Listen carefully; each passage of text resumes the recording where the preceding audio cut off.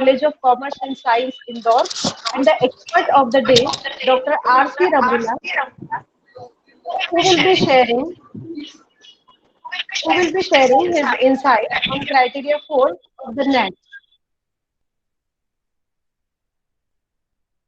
I also welcome our organizers of the event, Team RFI, Dr. Suhasini Arya Ma'am, Srimati KG Mittal College of Arts and Commerce, Mumbai, Dr. Rajesh Vyas, Christian Eminent Academy, Indore, Dr. Mangal Mishra Sir, Shri Cloth Market Girls Commerce College, Indore, in association with World Virtual Conference Forum, sponsored by Federation of Science and Technology and International Research Guide Federation.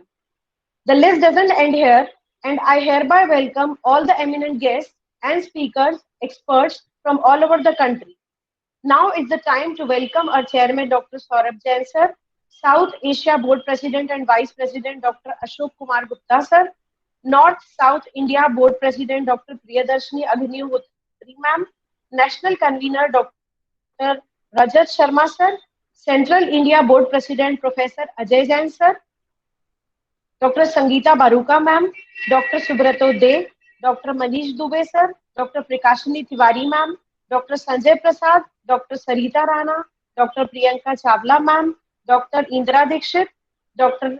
Professor Kuldeep Agnihotri, Ms. Priyanshi Dubey, all board and officers of India, of RFI, of the world, and all core committee members of Indore. The guests will share insights from 5 to 5:30 p.m. and from 5:30 p.m. onwards. Our expert of the day, Dr. R.C. Ramola, will share his knowledge with us. I welcome and request our chairman, RFI, Dr. Saurabh Jain sir, to share his insights with us. Dr. Saurabh sir. Thank you, Dr. Parul Madam. Thank you very much for calling me. First of all, I would like to congratulate to all for fourth day of faculty development program. First of all, I would like to congratulate and thanks organizer Dr. Subhasini Arya Madam, KG Mittal College, Mumbai, Dr. Rajesh Vyas, Christian Eminent College, Indore, Dr. Mangala Mishra ji, Sri Cloth Girls Market College, Indore, Honorable guest speaker Dr. D.K. Burma ji, Chairman IQ AC, Dr. Bhimrao University, Indore, our honorable speaker Dr. R.C. Ramola ji, Vice President Research Foundation of India Dr. Ashok Kumar Gupta ji, Dr. Saurabh Parik ji, North Board President Dr. Priyadarshini Agnihotre ji, Central Board of India President Professor Ajay Jain ji, all core committee member. Special thanks to Women's Cell Research Foundation of India and all chapters Research Foundation of India, India and abroad.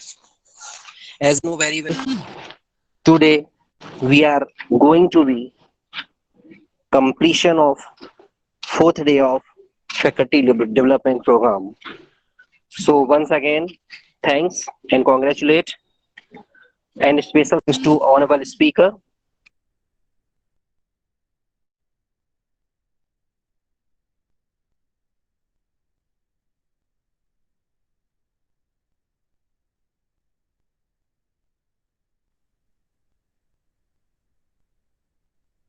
Over to you, Dr. Parul Sada, madam. Thank you, sir. I now request Dr. Ashok Gupta sir, President RFI, to please share his words of wisdom with us. Dr. Ashok Gupta sir. Thank you, ma'am. Hello, everyone. This is Professor Dr. Ashok Kumar Gupta. Currently, I am in Boston, USA. Best wishes for your good health and happiness. Thanks for inviting me in this faculty development program. NAAC has identified a set of 7 criteria. So we have covered till now 3 criteria. Today is criterion 4, that is infrastructure and learning resources. The technical session would be conducted at the end, that is on 13th July. Today, It would be covered that physical facilities, library as a learning resource, IT infrastructure, maintenance of campus infrastructure, etc. Thank, uh, thank you everyone for attending this FDP. Thank you organizers. Uh, I request to all the participants that your queries are welcomed at info@researchfoundationofindia.com. Please mention your contact details while submitting your views. Your feedback is input to the improvement for RFI. It is not for the current session, but you can resolve your queries at later stage also related to other topics as well. Please accept my humble request to mute your audio and video when the speaker is presenting the session. Because as we know, it is a public platform and we have to concentrate on the presentation only. So it is better that all participants should mute audio and video till the end. Also, please do not share your screen in between. We are all educated and know the etiquettes of virtual meeting. I'd like to thank the team RFI and Srimati KG Mittal College for organizing such a wonderful event. My sincere thanks goes to organizers, all participants, team RFI, and knowledgeable dignitaries. Thanks again. Over to you, ma'am. Thank you so much, sir. I now welcome our North-South India Board President, Dr. Priyadarshini Agnihotri, to share her words of experience with us. Dr. Priyadarshini Agnihotri. Ma'am, are you there? No, I think she is not over there. Priyadarshini, ma'am. Yes, madam. Please proceed. Please proceed further, madam.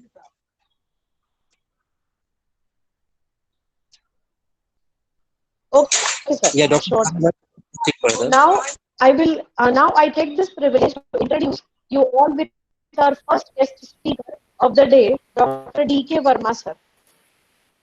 Verma is professor and head division of SC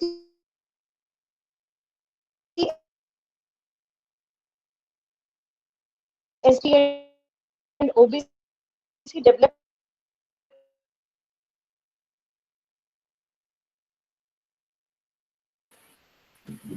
doctor Farooq साहब ma'am आपकी आवाज नहीं आ रही है Sir, am I audible? Sir, am I audible? Hello. Okay, it is. You are audible.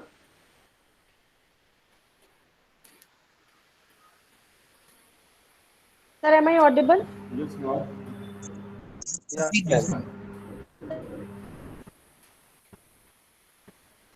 Ajay sir, am I audible? Yes ma'am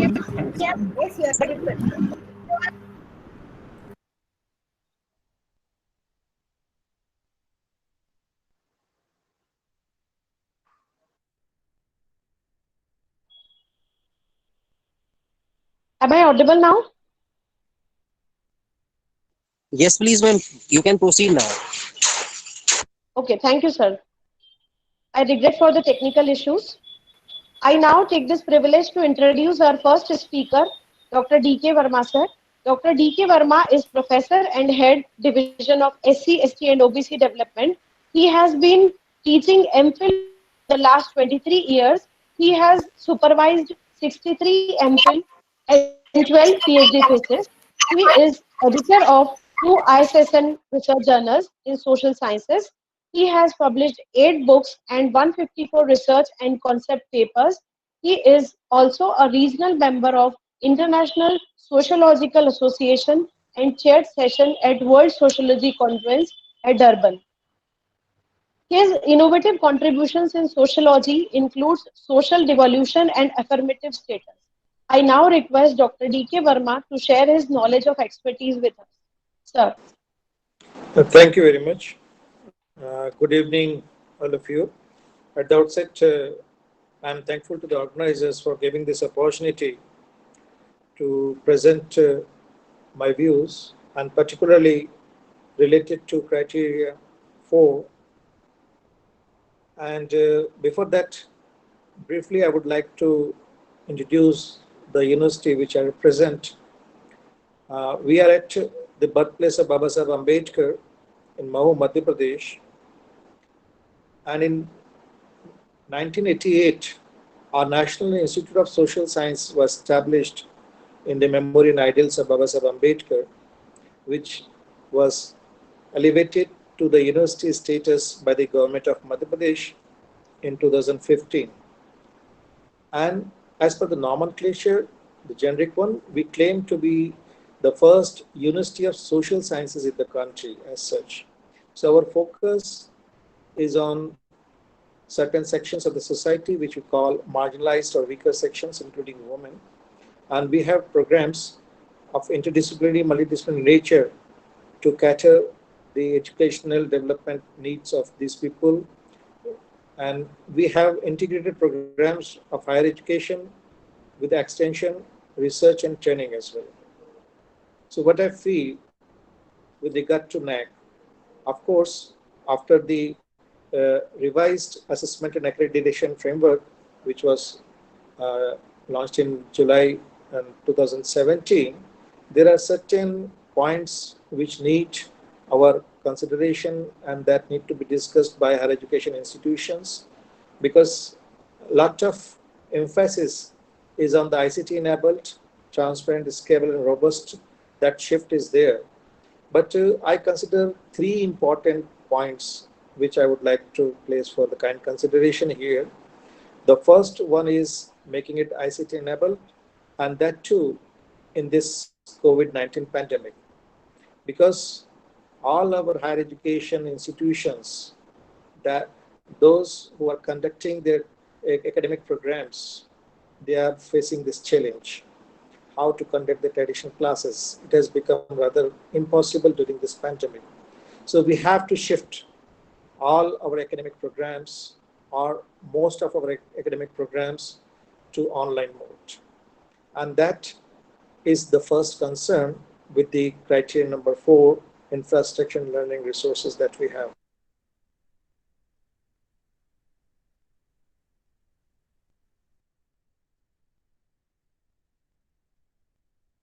Our traditional understanding of academic needs, need of student, faculty, libraries, and the campus. But now the scenario has totally changed. And in this changed scenario,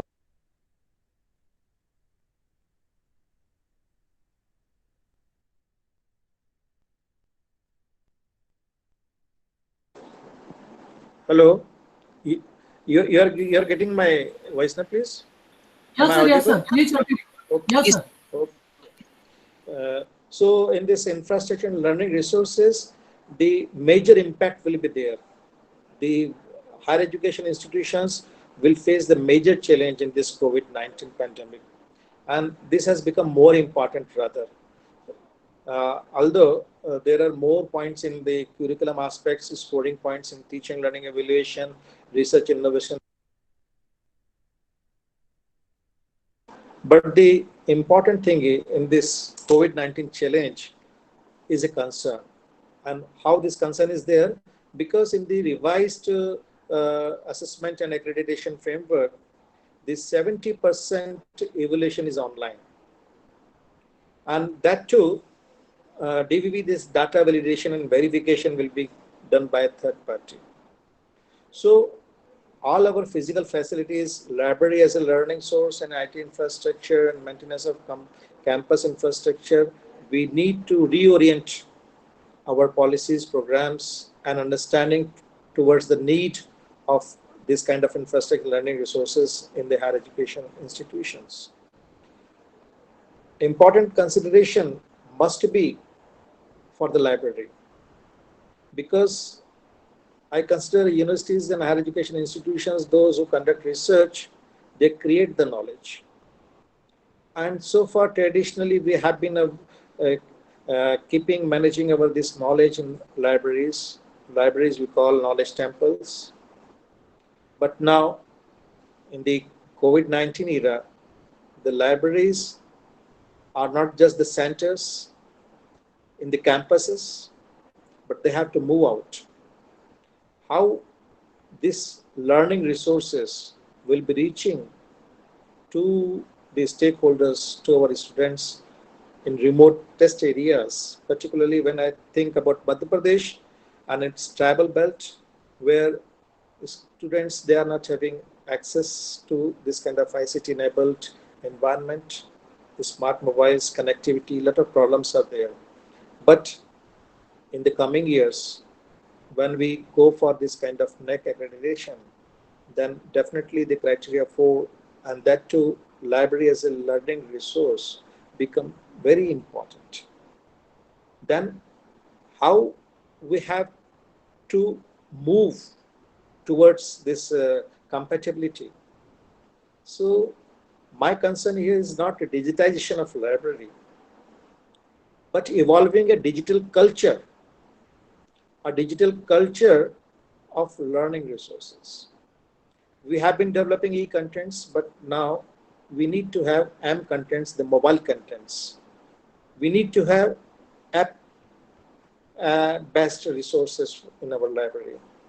Our IT infrastructure need to be reoriented in that direction, how we can have the networking with the students in remote areas, village areas, and that too, providing these resources to them, extending our library to them. And it's not difficult, but it's definitely it is a challenge.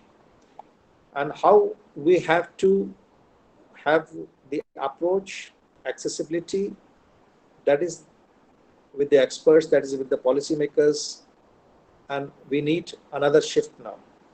So in July 2017, we revised this criteria and the scoring pattern and how we can have this kind of appropriate matrices, weightages, benchmarks to the universities, affiliated colleges and autonomous colleges. But now I think it's time now again to revise it. The COVID-19 pandemic has given us this opportunity again, because when we compare the world ranking of universities with our higher education institutions in India, we are lacking in that part. They are more ICT enabled institutions.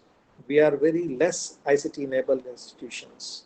And I think this criteria number 4 was not given that much importance.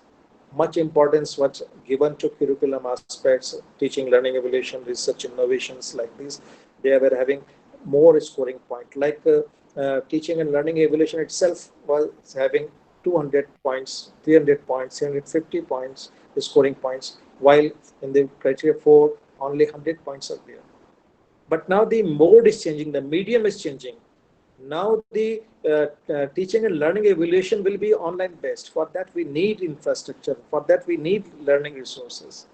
And that too, much part of the budget of our institutions must be given to this criteria development of this kind of infrastructure and higher education institutions.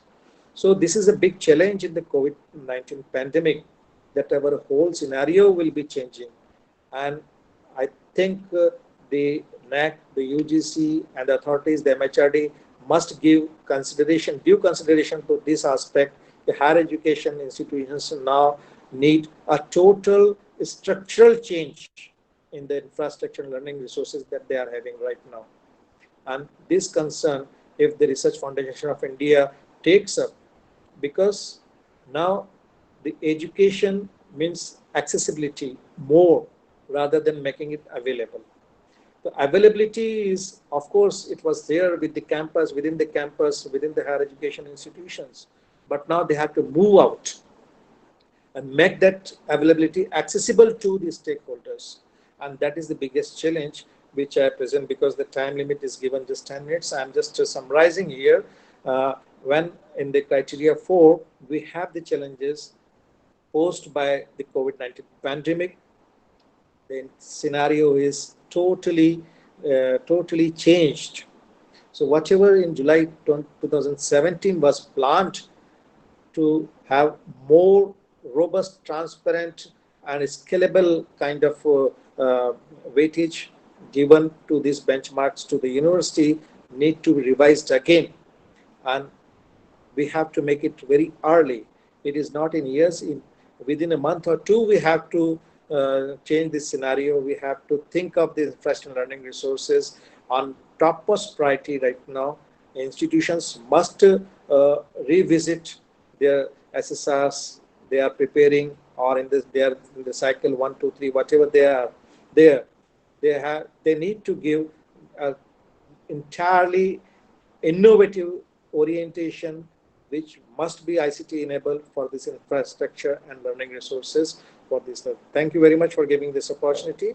And I think and I request all our participants and experts to deliberate on these issues, because these are the guidelines given, the framework given, but the change scenario requires again a revision, a thorough revision in this. Thank you very much. Thank you very much, sir, for your valuable insights. And now I would like to request our next guest speaker of the day, Dr. Saurabh Parikh, sir, who is having the experience of 19 plus years in academics. He is PhD from DAVV on the topic e-governance. Currently, he is working as a principal in SJHS Gujarati Innovative College of Commerce and Science, Indore. He is also a corporate IT trainer. He has published 15 books on different topics on computers, published more than 20 international and national research papers on ICT and e-enabled governance. He has received international awards for achievement of excellence in the field of computer application in January 2020 by Research Foundation of India. Dr. Saurabh Parikh, sir, please. Yeah, thank you, ma'am. Good evening to one and all. First of all, I'm very grateful to RFI and organizers that they've given me an opportunity to interact with you all in this FDP. FDPs are designed to enhance the teaching and other skills of the faculty and to make them aware about modern teaching tools and methodology. It provides an opportunity to acquire knowledge about current developments in the relevant fields. It not only promotes the professional practices relevant to education, but also motivates the faculty to achieve competitive teaching and learning environment. Thus, channelizing development with respect to academic qualification and personal matters. So far, we have seen FDPs on teaching tools and methodologies or on any stream-related topic. But the special thing about this FDP is that it is on NAAC accreditation framework. Generally, faculties have the perception that NAAC inspection is to be completely taken care by management or director, principal, or IQAC committee or other committee. So initially they are least bothered about the process and just do the task, whatever it is assigned to them by higher authorities or senior faculty. So what we need to do is, we need to make them feel that it is a teamwork rather than an individual work or committee work. We need to motivate the faculties to get completely involved in the NAAC process. We need to motivate them to know the complete process, starting from the registration to SSR submission and beyond. So once again, here I would like to thank RFI for providing such a platform where experts across the country are sharing their knowledge and experience with the faculties on the topic NAAC accreditation framework. So this FDP is definitely going to be a milestone for faculties where they are gaining knowledge, and also they will grow with the strong network of other faculties and experts across the country. In last 3 days, we have gone through with 3 criteria, that is curricular aspect, teaching, learning and evaluation, research consultation and extension. And today we are having session on criteria 4, that is infrastructure and learning resources. So prior to me, Professor D.K. Verma ji has shared his views on this criteria very well, and definitely I too agree with him that now we have to completely reframe this criteria, this infrastructure criteria, and we need to provide the complete stress on the mobile apps. So we need to provide apps. Every institution need to provide mobile apps so that students can be facilitated. Not only students, all staff could also be facilitated. That is, all constituents of the institute should be facilitated with this. And also today we have another speaker with us, Dr. Asir Amola ji. We all know that we all are eager to hear him, definitely, because he's going to cover this criteria in detail.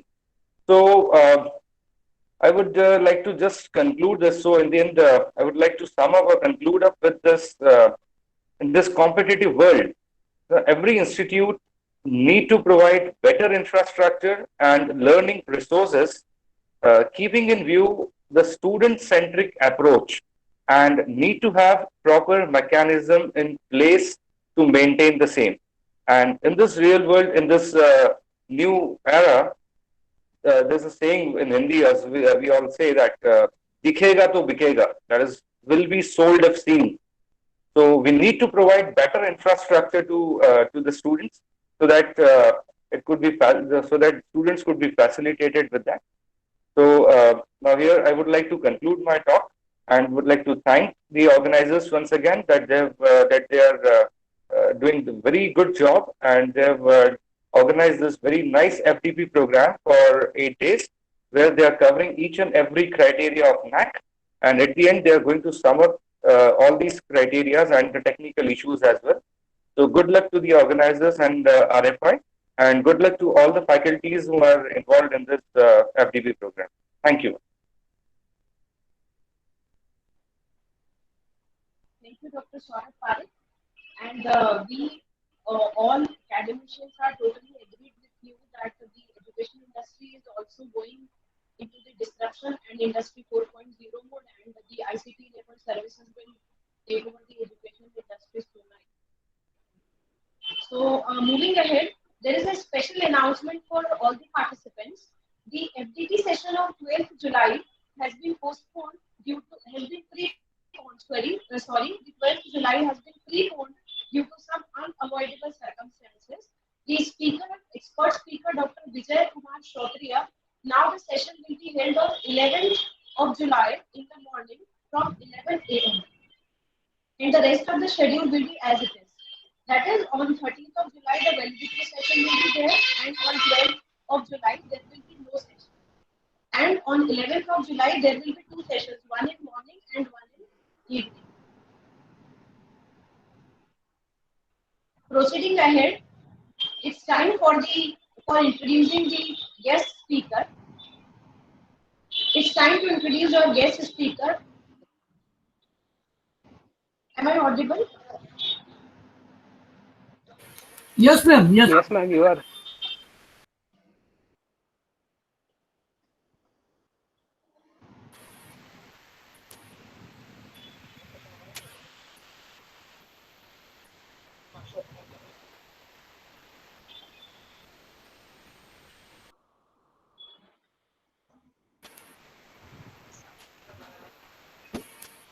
Sorry for the gap. It's time to introduce our expert speaker of today, Dr. Rakesh Chandra Ramola ji. Dr. R.C. Ramola sir is PhD from Gadwal University, Guru Nanak Dev University, Amritsar, India. He is BSc and MSc. He is also having a vast research and teaching experience. He is also a visiting scientist. He has served in various reputed universities as faculty positions. He has been, his field of specializations are radiation protection in environment, radiation physics, nuclear geophysics, Material Sciences. He has been also awarded and honored with various awards like Dr. A.K. Ganguly Award in 1995, Best Research Paper Award in 2004, appointed as a Junior Associate of International Center for Physics. He is also an Executive Council of Scientific Organizing Committee, Secretary of Nuclear Track Society of India, Joint Secretary of Nuclear Track Society of India, member of Executive Council of Indian Association for Radiation Protection. He is also having the membership of scientific organizations like Life Member of World Federation of Scientists, Indian Science Congress Association, Life Member of Indian Association for Radiation Protection, Nuclear Track Society of India, Indian Aerosol Science and Technology Association. He has also completed his research projects and he is also supervising various research fellows and research. He is having the vast research experience. Now I would like to request Dr. R.C. Ramgula to share his valuable insights on criteria 4 with all of us. Dr. R.C. Ramgula.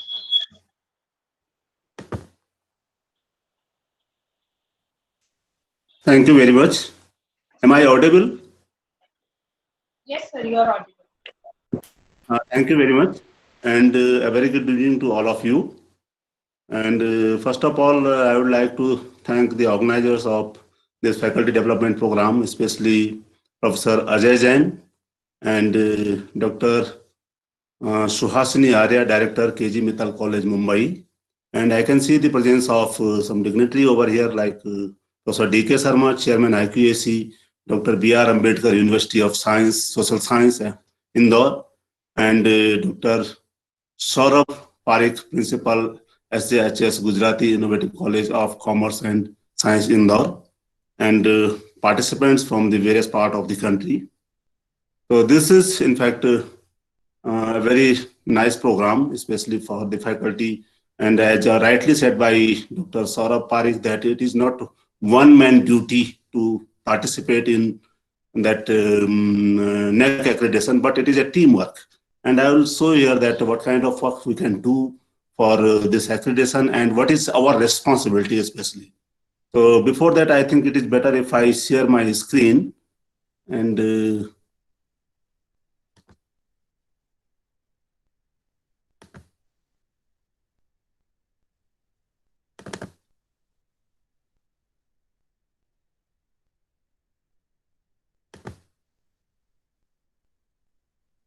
can you see my screen?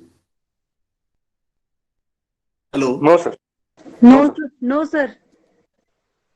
No, Not sir. yet?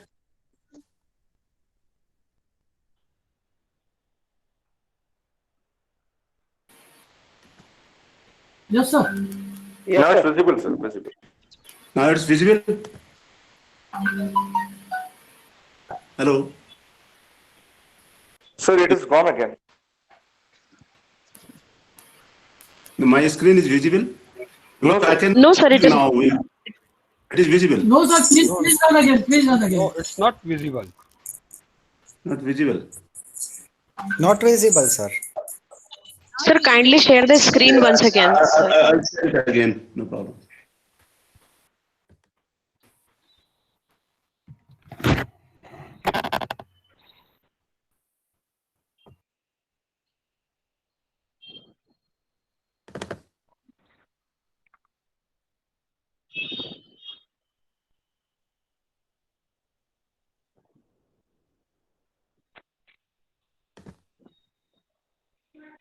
It is visible now, sir. It is visible because I cannot see Yes. now. Only screen Yes, is. sir. Yes, Yes, sir. And, We can see the screen, sir. Okay, okay. And because this is WhatsApp platform, technical problem is always there. And in between, if Yes, sir. somehow the link is missing or there will be some technical glitch, please inform me because I will not be able to make it from here. That either I am connected. Please make it in between.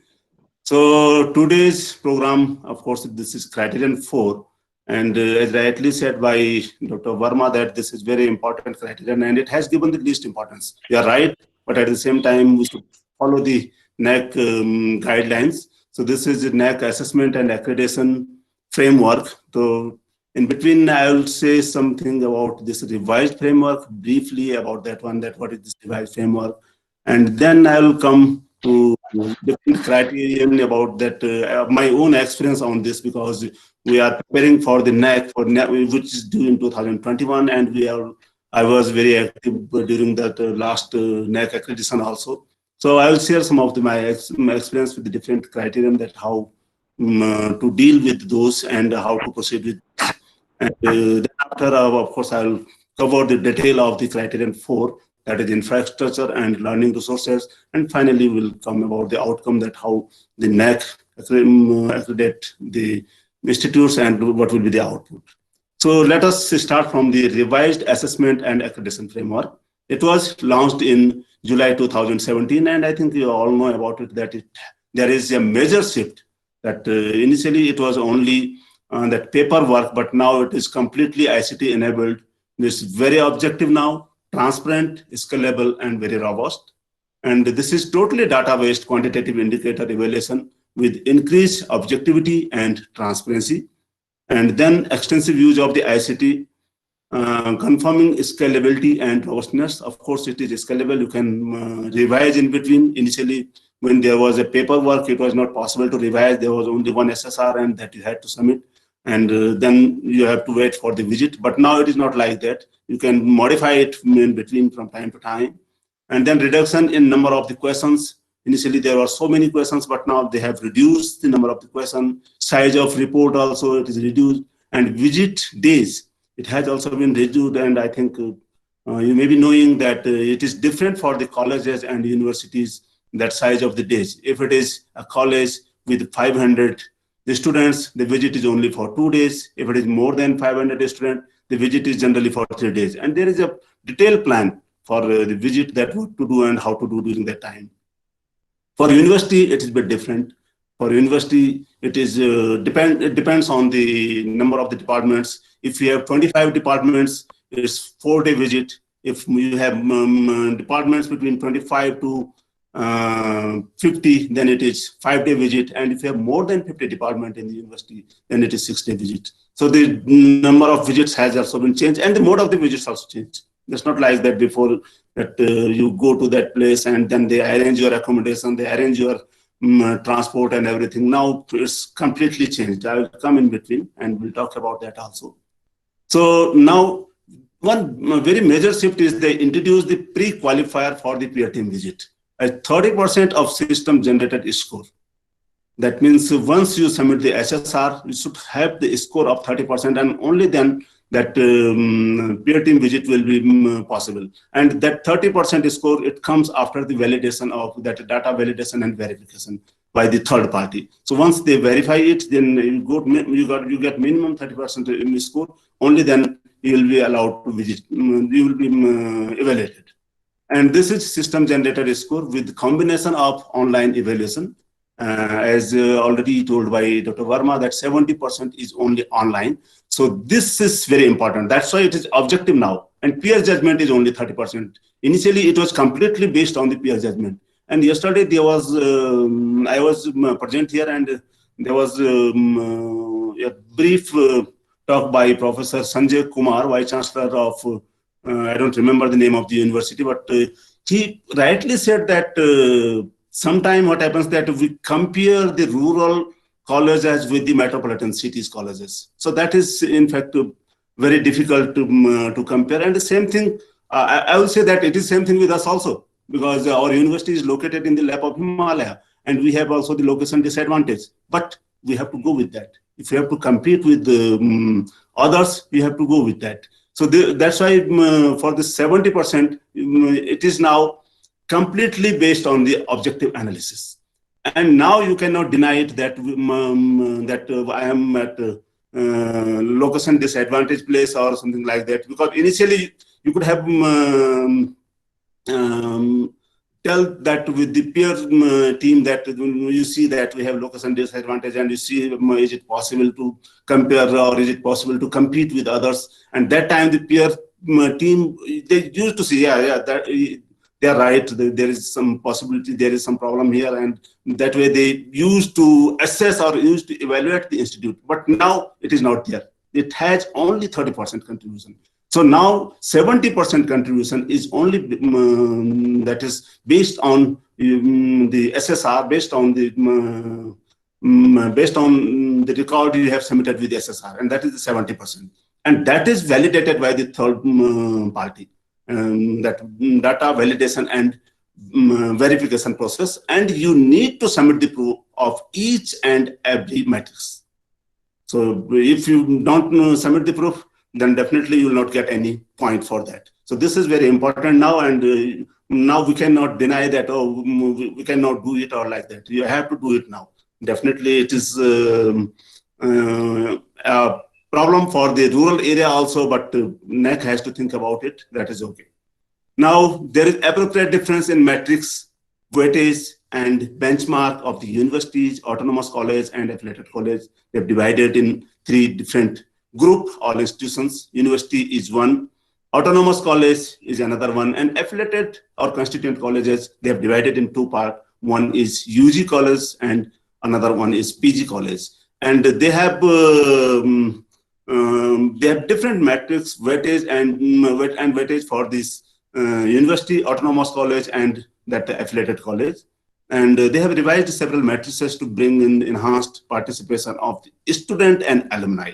Now, students' participation is very important now, because initially student participation was just when the peer team used to visit and they interact with the students.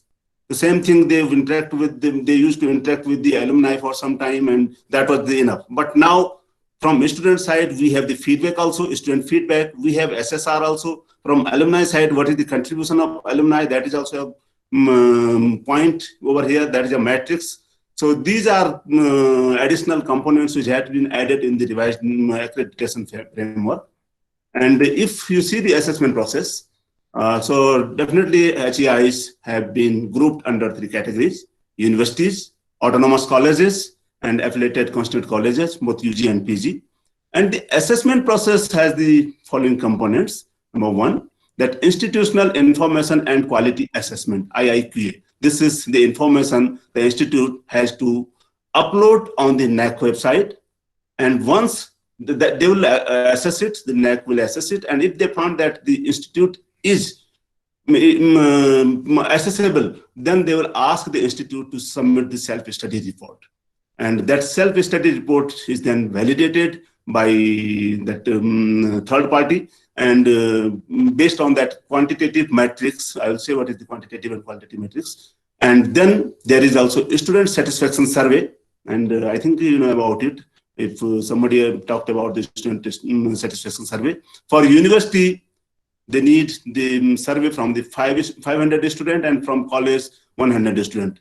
Or it's not fixed number, it's basically 10% of the total student. If one university, like the very upcoming university, has only 500 students, then only 50 students. And the same thing happened with the college. But the important thing is, at the time of the submission of SSR, the university or the college or the institute, I will say, have to submit the detail of the students, like the students' email ID as well as their mobile number. And it is recommended that that institute should have submit minimum 50%. That is, hello? Hello? Is it okay? Yes, sir. Yes, sir. Continue. Yes, sir. Please continue. Yeah, in between, because there was some disturbance. That's why I thought. So I'm talking about the student satisfaction survey. And now the institute has to submit the data of the 50% of the students, and they will select randomly the number of the 500 students, say, for the university, and they will send the email and maybe WhatsApp, because they have also collected the mobile phone number. And if they generally give the 1 month time, and if within 1 month time, suppose you get to only 400 students response, then they also give another batch of the students, And by that way, everything is completed within 1 month. But this is simultaneous process. It does not have any effect on the peer team report or that quantitative analysis. So this happened. That is now additional work for the university or colleges to prepare the student data, that email data as well as mobile data, and not only that, but also make them aware that you have to submit the report, and if you get any report from any query from the NAAC, please respond it. And this is generally objective type survey having 20 objective type question and 1 subjective question. So this is a new inclusion by the NAAC in this revised format. And peer team report, of course, that is based on the peer team visit. And I will also share some format that how peer team is prepared the report, and that one. And the SSR has, of course, as I already told you, it has 2 kind of the matrices. Number 1, those requiring quantifiable facts and figures as data which have been indicated as quantitative matrix. And for this, the proof is very important. And those metrics requiring descriptive response and are accordingly named as qualitative response. Definitely proof you also need over here, but that can be verified by during the peer team visit. So with this process, I would like to share some experience with you, because you know that under the RAF format, we have again the same criteria, and there are some minor changes in it. Like in curricular aspect is first one, and I think we had a detailed discussion on it on the first day of this program. Then teaching, learning, and evaluation is another one, and the expert on the second day might have given you the detail about it. The third is research, innovation, and extension. Here the name is changed. Initially it was research, consultancy, and extension, but now they changed it research, innovation, and extension, because government is now more focusing on the innovations. And they are compelling each and every time, especially in the university, that you go for the innovations, go for the innovations. We have the innovation cell in the university, and like that. The fourth one, infrastructure and learning resources. Definitely, this is also very important criteria. And from the point of view of the present scenario, this learning resources, of course, it is going to change in future, I believe. But for time being, whatever is it, I'll share with you that what is requirement for scoring the points within the infrastructure and learning resources, and what kind of the infrastructure and learning resources are required to be in the institute. The fifth one is student support and progression. That is also equally important, that how do you support the student and what is the progression of the student. It will be covered, I think, tomorrow. Then governance, leadership, and management is another criteria, and institutional value and best practice. The name has also been changed. It was innovations and best practice earlier, but now they have changed it as institutional values and best practice. Institutional values is basically that what the institute is contributing for the society. So I will share my, I think within 10 or 15 minutes, I'll share my experience with the different criteria, and then we'll come to the infrastructure and learning resources in detail. So I think it is okay. So if we talk about the key indicators, the first criteria is curricular aspect. And as I told you that we are now preparing for next NAAC, which is scheduled to be held in 2021. Of course, we don't know what happens under this pandemic condition, but so far it is scheduled for 2021, and we are preparing nowadays for that. And there are 2 important criteria in beginning that you can say that one is for university and other one is for college. That curriculum design and development. And this is very important criteria, because during the last NAAC visit, this criteria was very important for us, because that time we introduced the CBCS in our university, and entire curriculum has been changed for the undergraduate classes. You may be aware about it that under the CBCS, there are 4 types of the program. Number 1 is, we call it AECC, Ability Enhancement Courses. AECC, Ability Enhancement Compulsory Courses, and that has been created a big problem. I don't know if it has happened to your institute also. The big problem in the sense, of course, it has one is environmental science, that is okay, but another component is general English or Samanya Hindi in our case, and this is MIL, in fact, modern Indian language. And that created a problem in the sense that it is compulsory for all students of the BA and BCom. And even for BSc student, ACC is compulsory. And you can judge the number of students and just see the size of the Hindi and English department, because no additional faculty was appointed. And at the same time, you can see that, especially in English, they have different papers. If you have studied English up to 8th standard, then they have different paper. If you study English up to 12th standard, then they have different paper. So that is ACC. And there are 2 ACC papers that have to be completed in first and second semester. Of course, it is choice-based. I mean, you can take English or Hindi or any modern Indian language, or you can switch over that language and environmental science between the semester. You can have first semester, second semester, and like that. So, and the second important component, because that time we faced a lot of problems. Second important component is general Hindi or Samanya Hindi. General English or Samanya Hindi here. And it may be different for, say, maybe different in Gujarati, maybe different in Marathi, maybe different in Bangla, but that is the modern Indian language. So we faced a lot of problem. Again, the same thing, that English department is teaching the AECC for all students. English department is teaching the general Hindi for BA and BCom student, because it is compulsory BA and BCom for BA and BCom. And then the English department is also teaching the compulsory courses, that is the core courses of English, that you can see the English literature. Same thing with Hindi.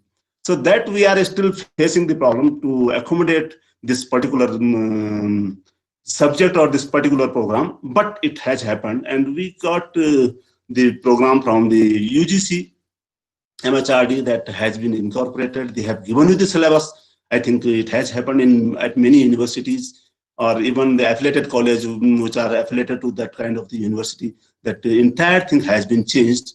And then there are some core courses, and not only that, later on there is some generic courses in the arts science subjects, and then they have some elective courses in science subjects. So that way they also have the choice in the 5th and 6th semester. So this curriculum development was very difficult at that time, but for college, it is always a planning and implementation. Though they are not involved with the curriculum development, but indirectly I would say they are involved. Because when we have the board of study, there is a member from the college, and that way, I mean, we take the help of the college faculty also, that what is your opinion and how to go ahead with this curriculum development. Then flexibility, of course, is there. I'm not going in detail. Curriculum enrichment, you have already seen it. I mean, there was already one detailed lecture on it. And feedback system, I also have my own experience on it, especially because I was also heading this institute as a director for last 6 years. And this feedback system, we used to take the feedback from that final year student. And it's really very strange thing that, of course, we take the feedback on teachers, that is okay. That what is his punctuality, his knowledge and everything. And we take the feedback on curriculum also. But third feedback was very funny, because we need to educate the student. And that is related to hostel. And our hostel, especially when I talk about the Garhwal University, as I told you that it is located in the lap of Himalaya. We are located in between the forest, very nice landscape, and it is, especially this campus is located on the top of the hill, and you can see the Himalaya around. And when there was a question, see, what is the, how is the ambience of the hostel? And it's very green, I mean, completely green. And can you imagine that some students have written -1 marks? So they are not serious on that. So we have to teach the student that what does it mean.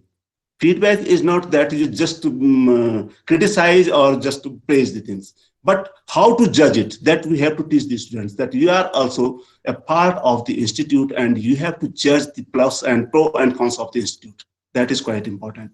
So these are things which I mean, I have the experience about it. So I'm sharing it. Otherwise, regarding this particular indicator or this particular criterion, you have a detailed discussion on the first day.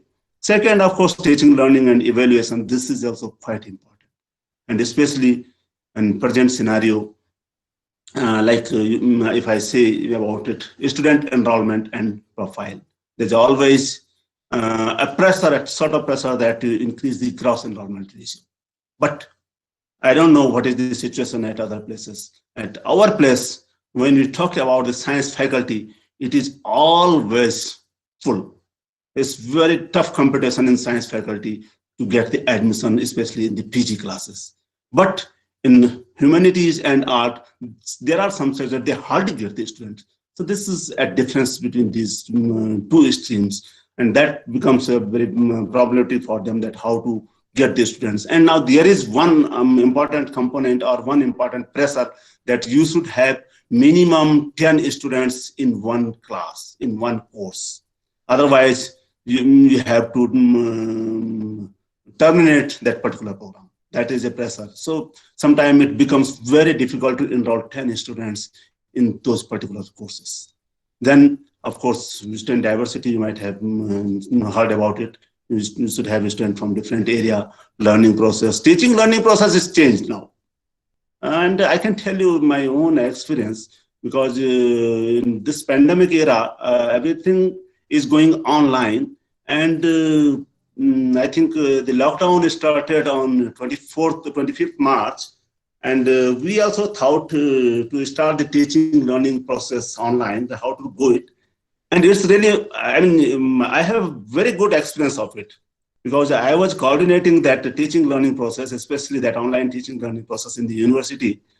And we had, or I will say have, the teachers who never touched a computer, and we asked them to start the online teaching. That was really very funny thing, but just see the dedication of the teachers.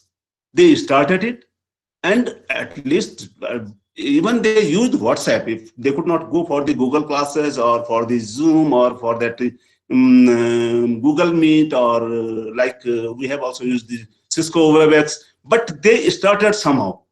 And now, I will not say they are perfect, but they can communicate with the student. But at the same time, I used to say that it is not the right way to teach online. It's only e-learning, not e-teaching. So e-teaching, we should get our teachers trained for the e-teaching also. There are many platforms nowadays. You can say Swayam or MOOCs courses. Of course, we do have here. And we have also the MOOC program here, Swayam courses here. And on first day I was there, that somebody was asking, is there any possibility to include it online course in that university curriculum or something like that. Yes, of course. If you get a certificate from a particular Swayam course, because that Swayam course is affiliated to some other university. And now we have the credit transfer facility. That credit, if it is 4 credit course, that credit can be transferred from that university to this university for that particular student, and that will be included in the transcript of the students. So that is also possible. That is a good thing, but it is at the, I will say that it is primitive stage. If you see in your institute, if you see in university, I don't think that you have even 10% teacher who are involved with this online teaching learning process. I mean, not this pandemic type online teaching learning, but the actual online teaching learning. Because I was in a program few days back in IIT Kharagpur, where this digital library is located, National Digital Library.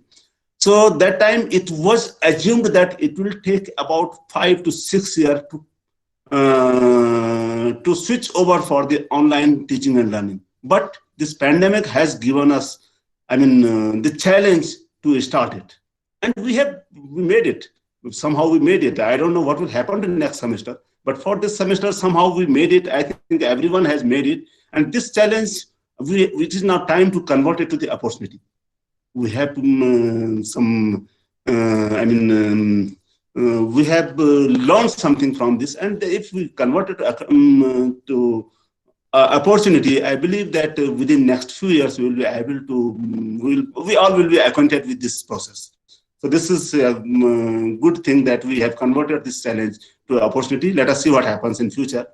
And then if you say the teacher profile is okay, quality is okay, it should be there. Evaluation process, there are reverses, reforms, and evaluation process, I will not say only that examination, but even the entrance examination and all kind of evaluation, internal examination, external examination, there are many examinations, many evaluation type of things. Then the student performance and learning outcome, of course. And student satisfaction survey, I have already told you that what is that. Then, of course, criterion third, if I talk about it, research, innovation, and extension.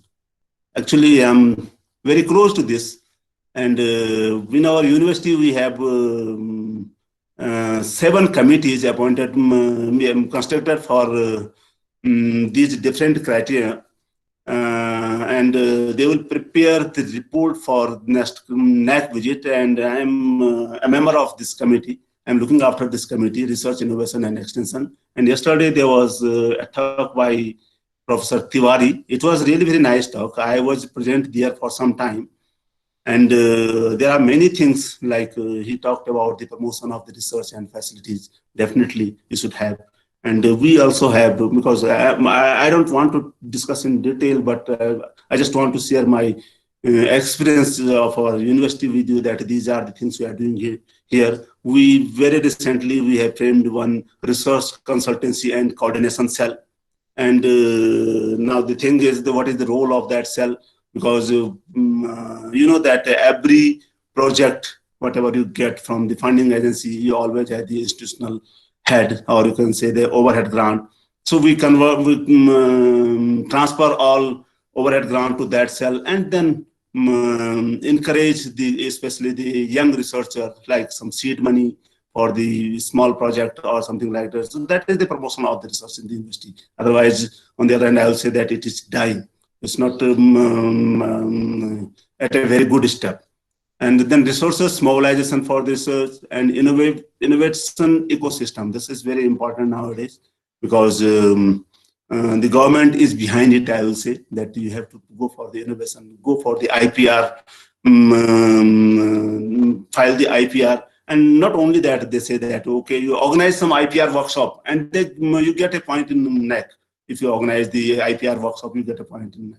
And one more thing, that 3.1, that promotion and research of the facilities, it is only in university, it's not for college. So this is only in university, because university is supposed to work for this high quality research also. And research publication and award, this is very important component, because it has got a very high marks in this particular criteria. And research publication, Dr. Tiwari has spoken very nicely about the publication, that where should we publish, how to publish. And I have seen many things, that nowadays we have many predatory journals, and our faculty members publish the papers in those journals. So that is not a good practice, I will say, because that has no use. And initially, because I am also associated with this CAS of the university, so initially in that research publication is also linked with the CAS, because you get some points, some marks from that, and then you have become eligible for the promotion. But I found that before this UGC list, as a CARE list, our faculty member, they used to publish anywhere, wherever they found. And if you think from that NAAC point of view, at the NIRF point of view, hello, is it okay? Hello, am I audible? Okay, sir. Okay, sir. Okay. Okay, sir. Yes, sir. Okay. Because there was some disturbance in between. That's why. Okay. Anyway, I'm talking about the research publication. So this research publication, for NIRF and for this NAAC, they only consider the research publication which is listed in Scopus, Web of Science, or Indian Citation Index. Even Indian Citation Index, they are not, they are now removing. But if you see that we are publishing papers in the many predatory journals, and then we submit it for their one. And the one important thing that, that in the beginning it was said that it is not one-man program, but we should have come together. Now, suppose one person published, say, 10 or 15 papers in Scopus, and others, they do not publish. Finally, it comes number of the research publication per teacher. Suppose you have 200 teachers in the institute, and only 2 or 3 are publishing the paper, only 2 or 3 are doing research. That has no meaning until and unless everybody contributes. So that is very important part, that research publication. It is for NIRF, it is for NAAC, it is for your personal promotion also. And because not only that, but if it has some impact factor, that you get some additional mark of the impact factor in your publication. So that way you improve your score also. So this is important. And there is also a difference when you say the Google Scholar and Scopus. You might have seen yesterday that there is citation index, H index, and so many things which are related to the quality of the publication. Only Scopus is considered because there is a big difference between the Google Scholar and Scopus. So you try to publish your paper in a journal which has been listed in Scopus, which has some impact in the society, which has some impact in the research. That is, it has some impact factor. Consultancy is also important. This consultancy is not for the college. This is also important.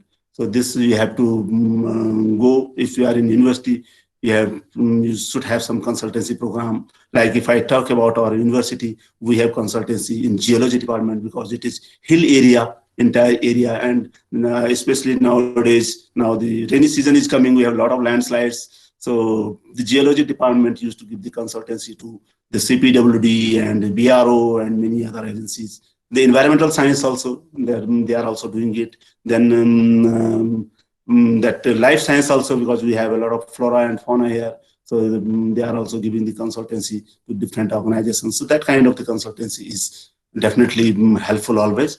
Extension activities, of course, it is always there. NSS, NCC, and if I say at our place, we have the different program. Nowadays, NSS volunteers are very actively participating in this,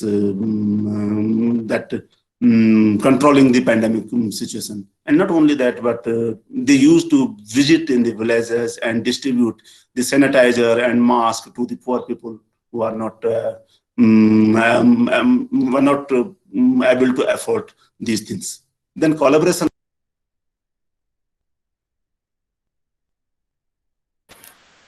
Sir, your mic is mute.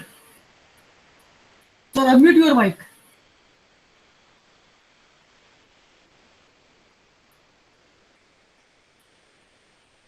Please unmute your mic, sir.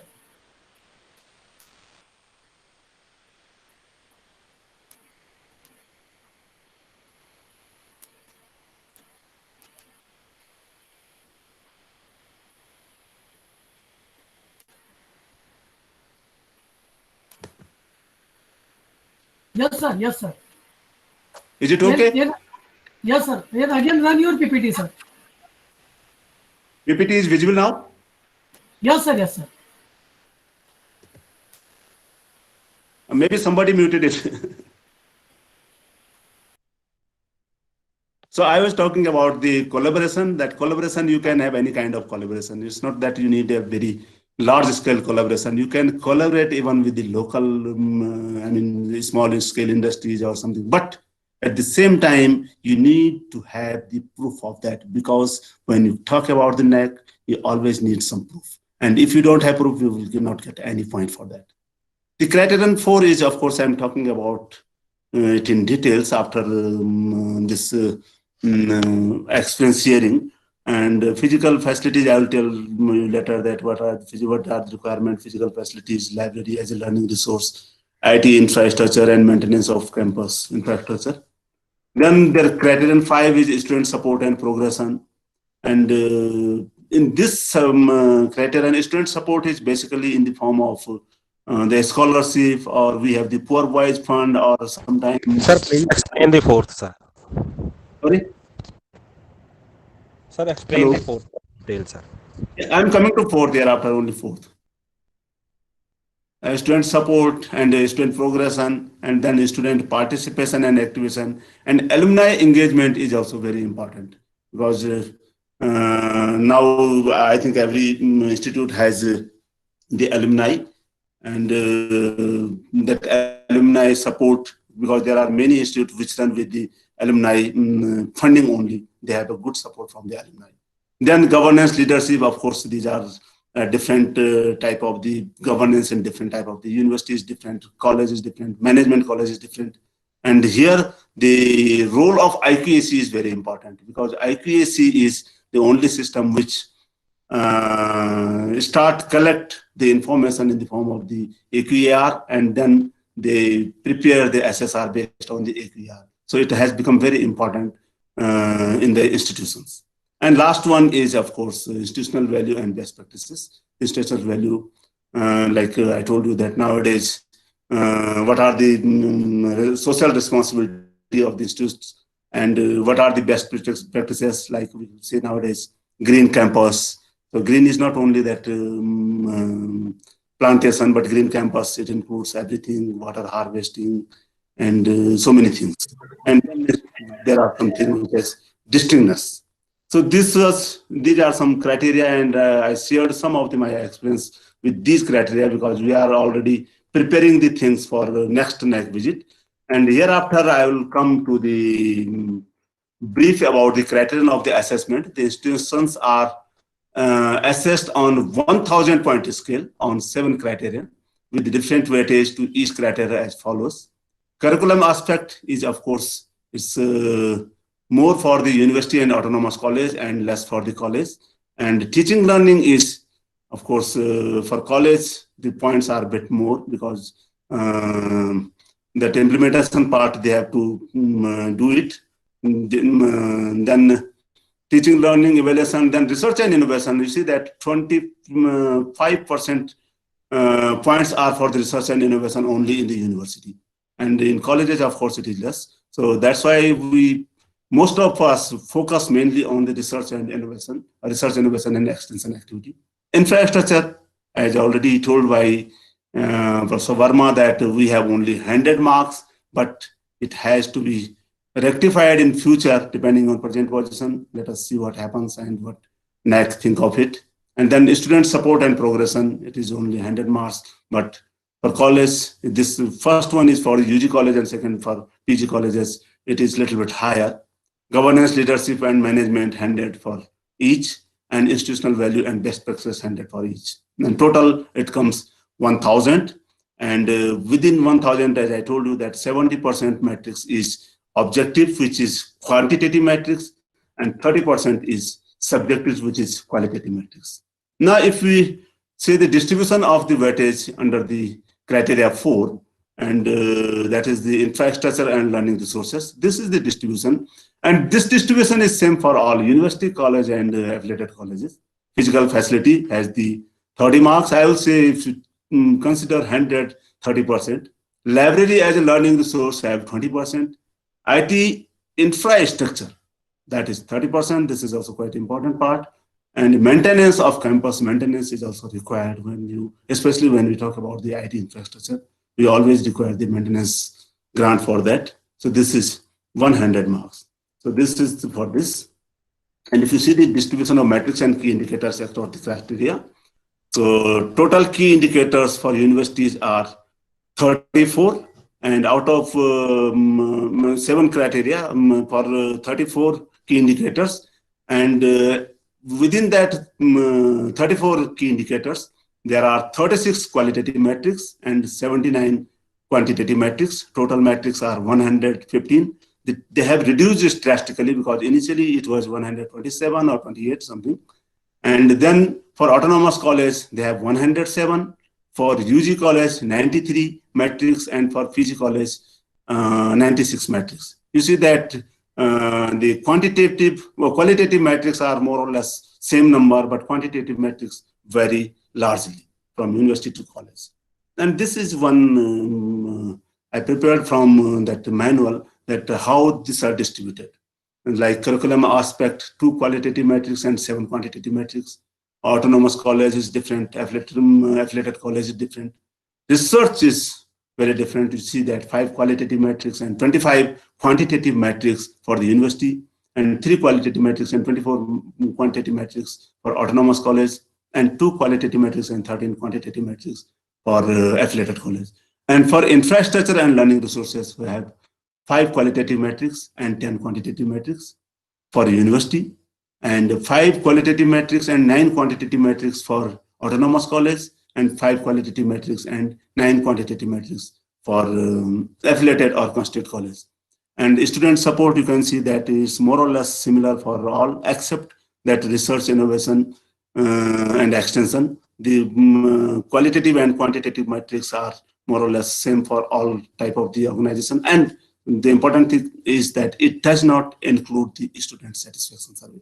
That is the another metrics that NAAC directly take the feedback from the students in terms of the SSR. Now, coming in detail for the infrastructure and learning resources.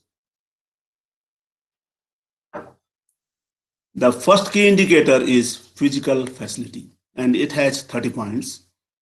And I have taken this from NAAC manual directly. This is 4.1.1, they call it. It is qualitative metrics. The institution has adequate facility for teaching, learning. That means the classrooms, laboratories, computing equipment, etc., as per the strength of the students. So they should have the adequate facility for this one. And for this, they have to submit, of course, all documents are there, but they have to describe the adequacy of the facility for teaching, learning as per the minimum specified requirement by statutory bodies within a maximum of 500 words they have to submit, and it will go to the peer team later on. And file description, upload any additional information if they have any additional information, and paste link for additional information. If they have some link, they have to paste it. And it has a weightage of 10 point. This is the first qualitative metrics of this key indicator physical.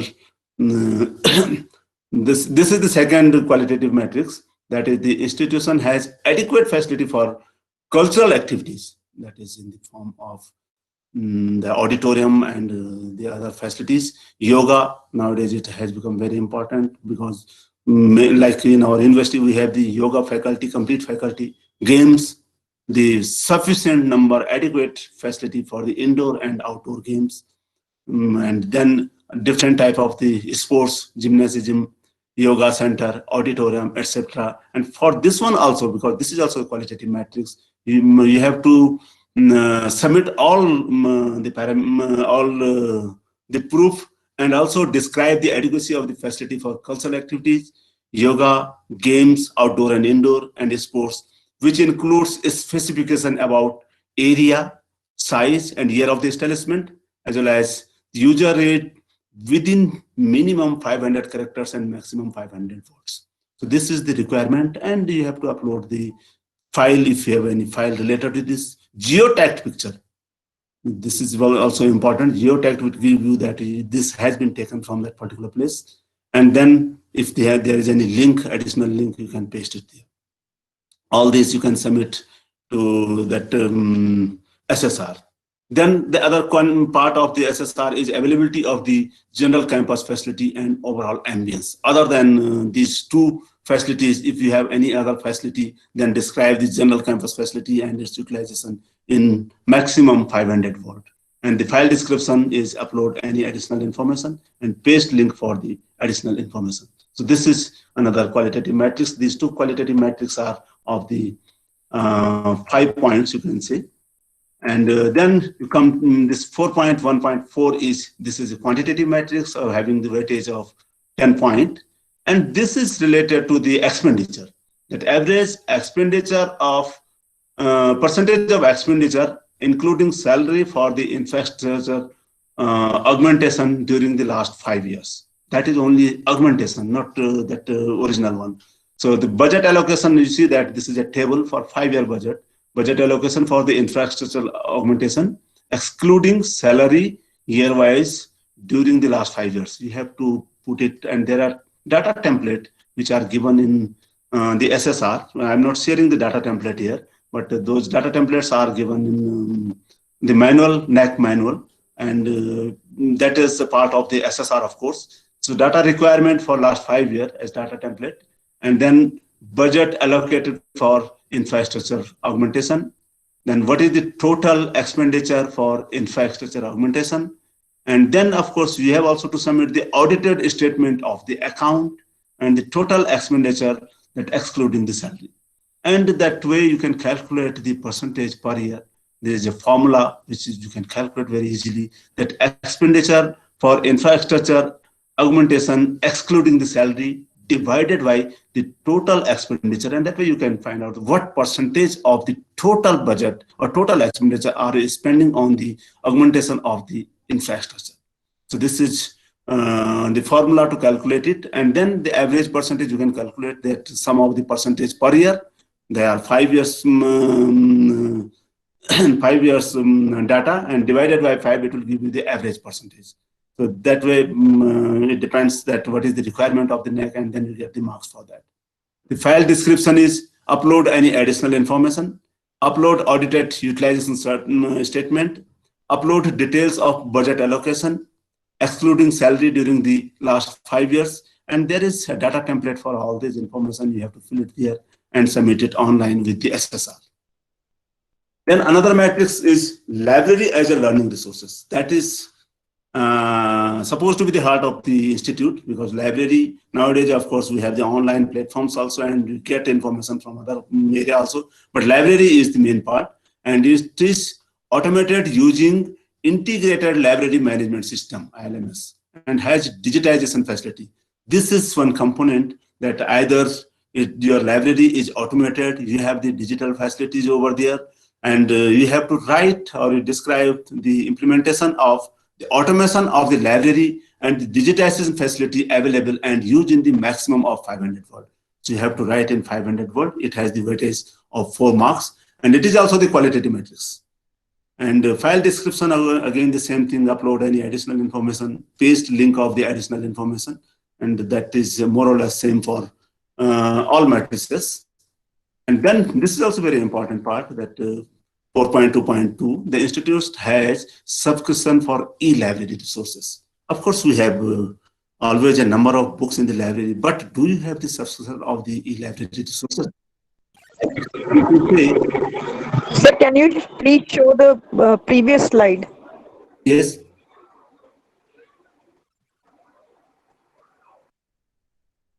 Hello. Hello. Hello. So you can continue, sir. Can you hear me? Continue, sir, please. Yes, Continue, sir. please, sir. Okay. Yes, sir. Previous slide, sir. Yeah, what do you want to know about it? This one, 4.2.1? Yes, sir. Yes, please. It's okay. Thank you, sir. That is the automation of the library and digitization facility.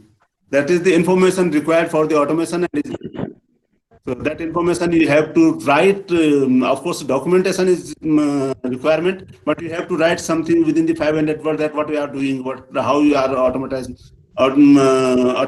it, and how the digital facility are being created in the library.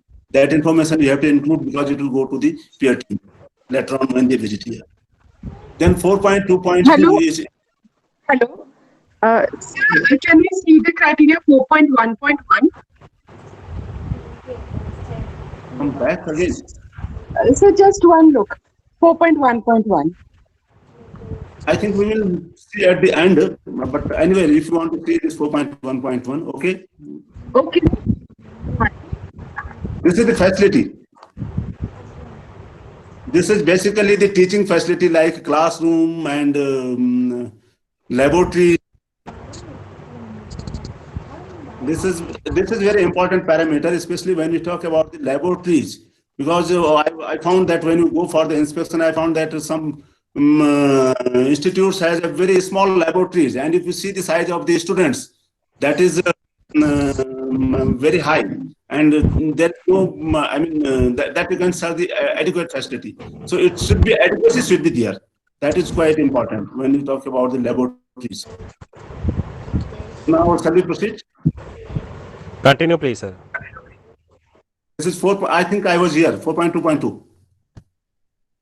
Yes, sir. Institute has subscription for e-library. Now, library has regular subscription for the following. This is very important one, like e-journals.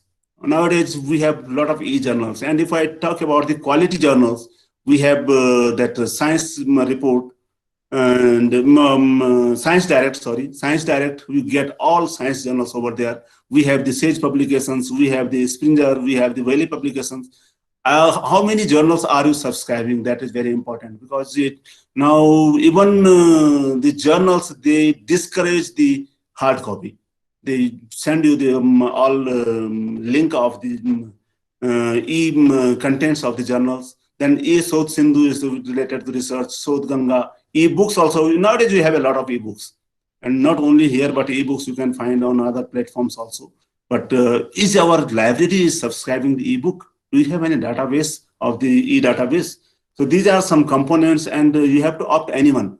Either you are subscribing all any 4 of them, any 3 of them, any 2 of them, any 1 of them, and accordingly you will get the points, I think, because it is again quantitative matrix, and it is automatically calculated by the software. It has 6 weightages, and for that you have to upload any additional information. Detail of subscription like e-journal, e-Sodh Sindhu, e-books, Sodh Ganga, membership, etc. That is there is a data template, and you have to include each and every information. Even I think they ask that when did you start the e-subscription? How long is it, a yearly subscription, or is it 3 years or 2 years, like that? And how long are you doing it? Then there is another one that is the related to the expenditure of the books and e-books. Or you can say that not only e-books, but all journals and all the e-contents.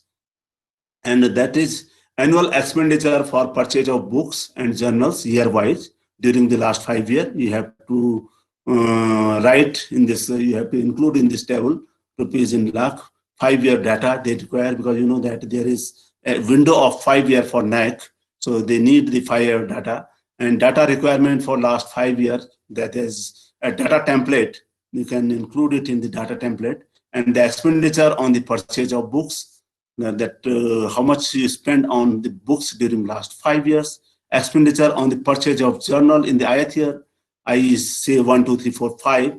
So this is done that particular year, because it may also vary depending on the subscription of the journals and the year of expenditure. And this is a formula that expenditure I is 1 to 5, first year, second year, third year, fourth year, fifth year. And when you add it up and then divide by 5, it will give you the average expenditure on the purchase of books and e-journals. And these are the file description. That any additional information, audited statement of the account, because it is always required that you have to keep it always ready, that audited statement of account, and details of annual expenditure for purchase of books and journals during the last 5 years. There is again a data template. You have to fill it in the data template and submit it online with SSR. Then we have another quantitative matrix 4.2.4, that is percentage per day usage of the library by teacher. That is again very important, which gives you the footfall, and the students and teacher both footfall and login data for online access. So data for latest completed academic year, means suppose the NAAC is scheduled for 2021, then what is the data for 2020? That is the latest year, and the number of teachers and students using library per day over last 1 year. But for that you have to maintain the record now, because login data is okay, that you can find out with your system, but for footfall you have to record otherwise, that physical users.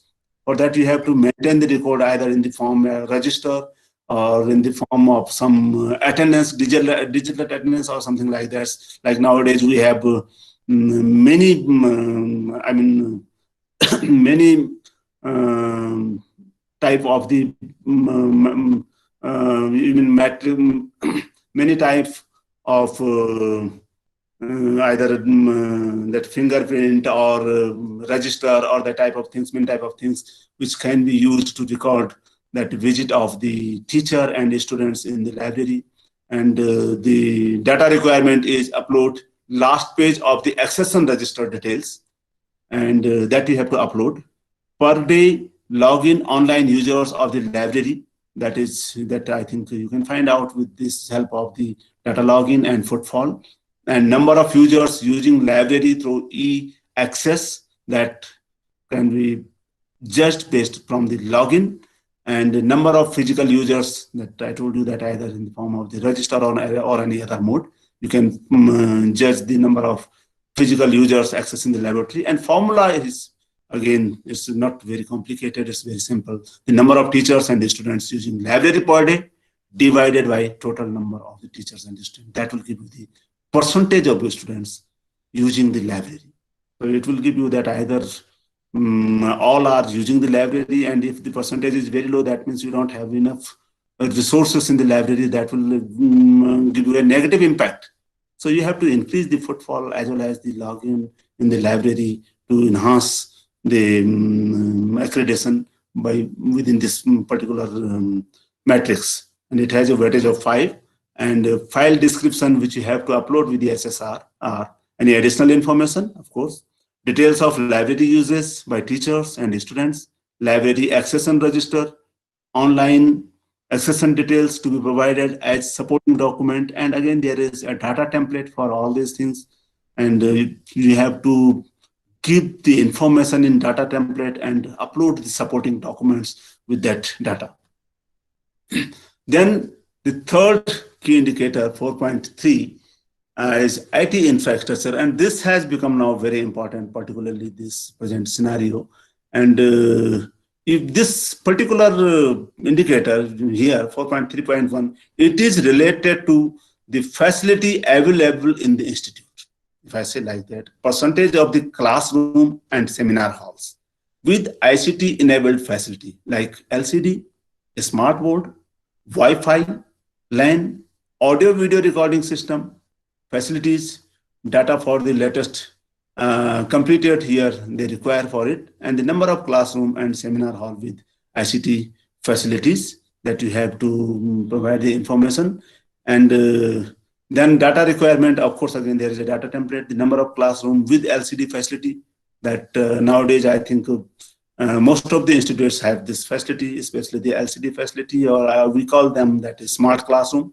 Nowadays, every department has a smart classroom. I don't know, there is a problem in the remote areas, but most of the institute has the smart classroom. Number of classroom with Wi-Fi and LAN facilities.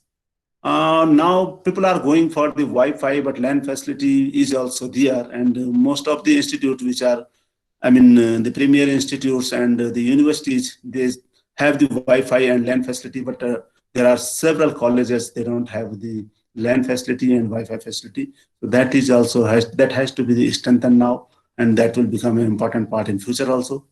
The number of seminar hall with ICT facility, that seminar hall is also important.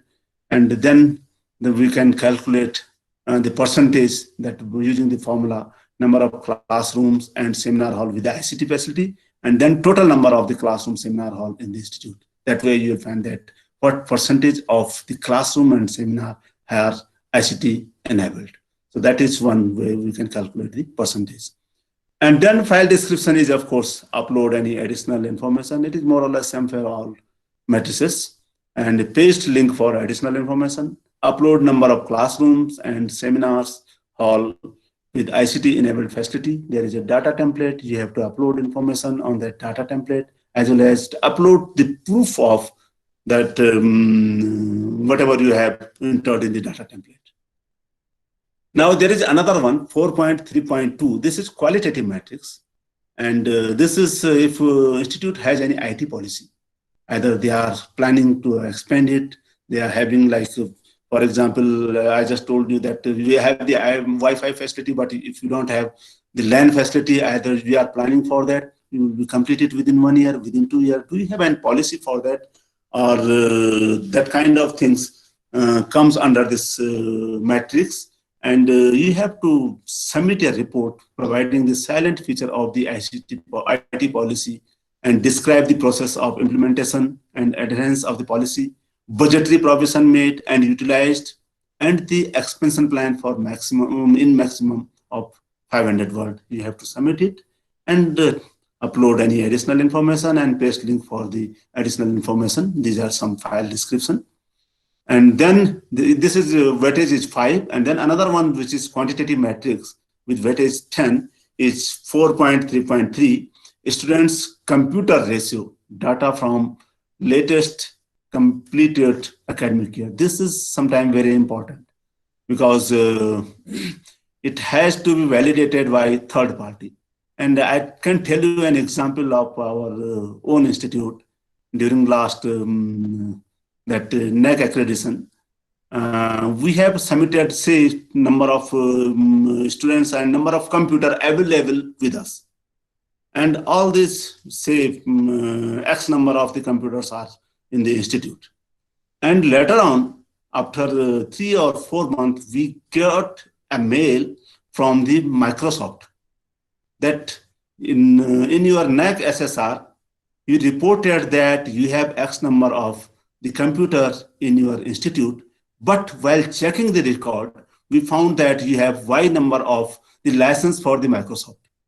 So please tell us why this discrepancy. So it is not only that we are looking for that accreditation, but you just think of that legal point of view also, because all those were the window-based computer. But the good thing is that we did not report it anywhere that either if we have the Microsoft Word on it or not.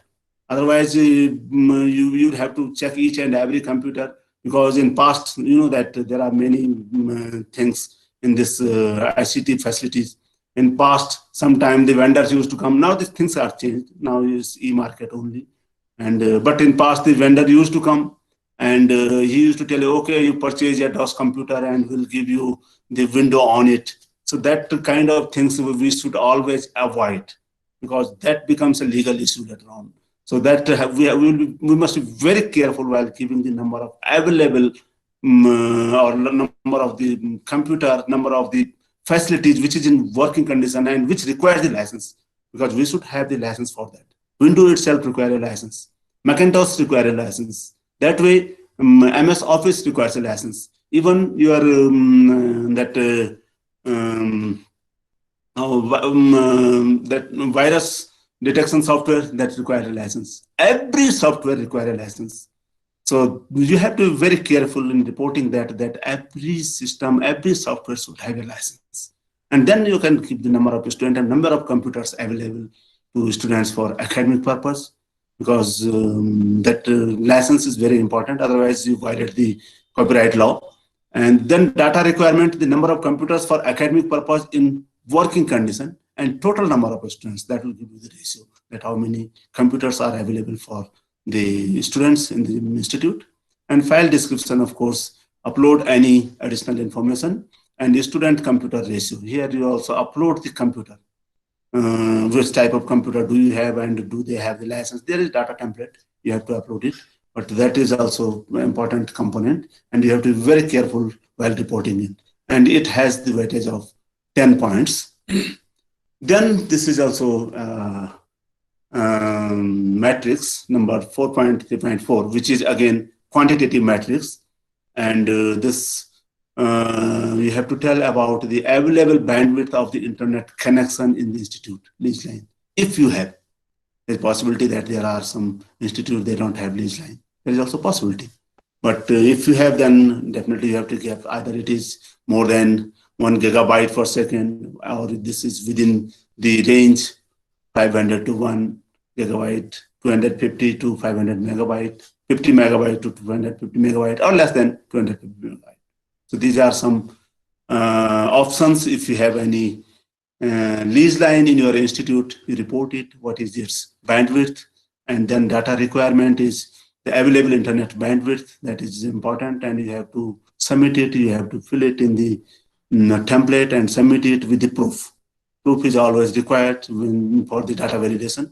And the file description is upload any additional information, detail of available bandwidth of the internet connection in the institute. And for example, if you get any internet connection from service provider like BSNL or any other, you have to keep the proof of that and upload it for that, because it is only the quantitative matrix, and you have 5 point as a weightage for this matrix. Then we have another one, 4.3.5, that is institute has following facility for e-content development. This is also very important, and having, of course, 5 weightage fine.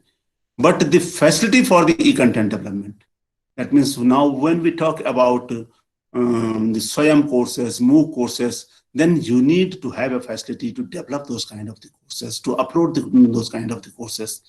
And the media center is required, and the institutes having that mass communication department, they generally have the media center, audiovisual center. Like in our university, we have media center also, audiovisual center also. And then lecture capturing system is also there, that you can find out if you have this one, and mixing equipment and software for editing. So these kind of things are required for making that online contents under that SWAYAM, MOOC, or even for your own institutes in future. That will become very important, because this, especially lecture capturing system, that will become essential, I think, under this condition, if you have to go to digital for the e-learning and e-teaching. These type of facilities are essentially required. Otherwise, I don't think that we will be able to provide the quality teaching without these facilities. And then, of course, according to this particular format, which is the NAAC format, present format, you have to opt if you have anyone, because as I told you in the beginning, that we are not sure that we are going for the online teaching, especially learning is there, but online teaching, we are going very fast. But if we have to go very fast, then it has to be changed. But so far it is that there are some questions, if you have any 3 of the above, any 2 of the above, any 1 of the above, or none of the above. And accordingly, you will get the weightage that either you are having all facilities or you are having only one facilities. And then you have to upload it on the data template. There is data template, and upload the name of the e-content development facilities. If you have that facilities, then you have to include it in the data template with proof. That proof is always required. Then the file description, that upload any additional information, links of photographs, facilities for e-content development, such as media center, as I told you in the beginning, that what kind of the facility is there, and the recording facility, LCS data. There is a data template, and you have to fill it over there and submit with the SSR. So that is another requirement. Will you please excuse me for 1 minute, because I have to switch on the light.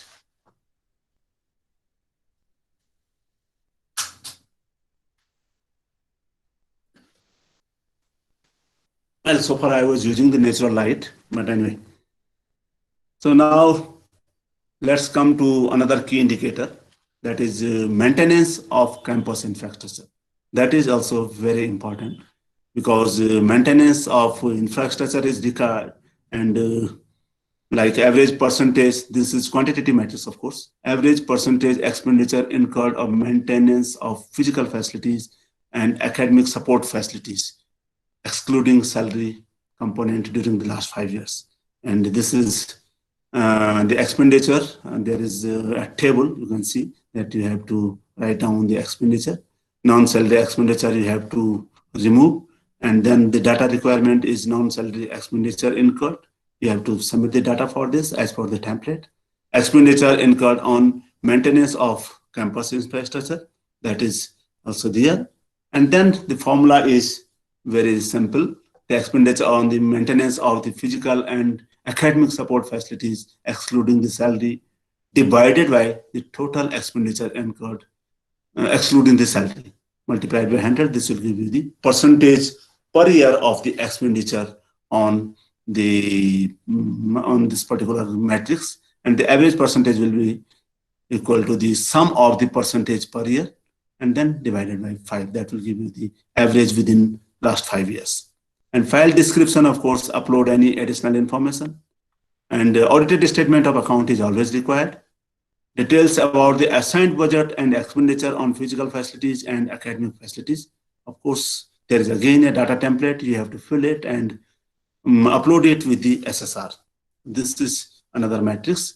And this, I think, the last matrix of this particular criteria, that is 4.4.2. There are established system and procedure for maintaining and utilizing physical, academic, and support facilities, especially the laboratory, library, sports complex, computers, classrooms, etc. And if you say about the computers, you know that if you purchase a computer today, after 2 or 3 years, it becomes outdated because it's changing very fast. So that way you need to update it continuously. The software needs to be updated continuously. And not only software, hardware is changing very drastically. So you have to update the hardware as well as the software. So do you have any fund for that? Are you working on that updatation? So you have to provide the information, and then you have to write a description, like describe policy details of the system. You should have a policy for the this updatation, policy detail of the system and procedure for maintaining and utilizing physical, academic, and support facilities on the website within a minimum of 500 words and maximum of 1000 words. And again, when we talk about the file description, so upload any additional information, paste link for additional information, and it has the weightage of 10 marks. So these are some indicators and metrics for the indicators. And now finally, I will come that how do they compile it? I'm coming to the end now. So assessment outcome, the final result, of course, it is mainly ICT based. And this is a combination of the evaluation of the quantitative and qualitative metrics. And this compiles documents comprising 3 parts. The part 1 is peer team report. Part 2 is graphic representation of based on the quantitative metrics. And part third is institutional grade sheet. And the institutional grade sheet is prepared. But I will show you one format which is used by the assessors for evaluation or for submitting the report. This peer team report, it gives you a format which is it gives the general information of the institutes, and then criteria-wise analysis based on peer evaluation of the quantitative indicators. And instead of reporting with bullet point, this will be the qualitative descriptive assessment report based on a peer team's critical analysis pertaining strength and weakness of the institute, and then present an overall analysis which includes the institutional strength, weakness, opportunities, and challenges, and then records recommendation for quality enhancement of the institute that are in the form of the bullet points, 10 major ones. And this team report, in fact, it is shared with the head of institution also. And then after it has been finalized with the consent of the head of the institution. And this is, we used it for 2 years back. This is not very recent, but this is the kind of things we have to write about 500 words and sometimes 1000 words for this particular matrix, like this physical facility, this first, second. And for this, we have to, it should be descriptive. We have 2 kind of things. One is the descriptive, which gives you the drawbacks and the strength of the institute. And other one is, of course, that is the evaluation. That is score sheet.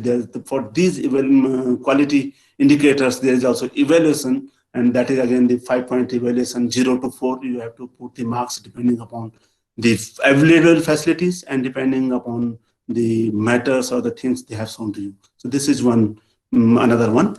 And then final, it comes to final. The part 2 is quantitative metrics, and then they prepare the institutional grade sheet, which is prepared by NAAC, that contains the institutional grade sheet, which is based on qualitative indicators, quantitative indicators, and student satisfaction survey using existing calculation method, but it will be generated by a software only. And the above 3 points, 3 parts will together form a NAAC accreditation outcome document, and it is mandatory for all higher education institutes to display it on their institutional website, apart from the NAAC hosting it on its website. And the calculus, of course, you get a score at the end that calculation of the institutional CGPA. They calculate the CGPA again on the 5-point scale. The CGPA will be calculated based on the scores obtained from the following three sources. That again, the quantitative matrix, the system generated score, the score from the qualitative matrix, including critical appraisal by the peer team through on-site visit, and then the score obtained on the student satisfactory survey. And student satisfactory survey, as I told you, that if there is a requirement of 500 students, all 500 students should have report. Otherwise, if you get the 499 students, you will not get any score for the SSR. So that is now SSS. That is now very important that to aware the student that you have to participate in this survey if you want to improve your grade.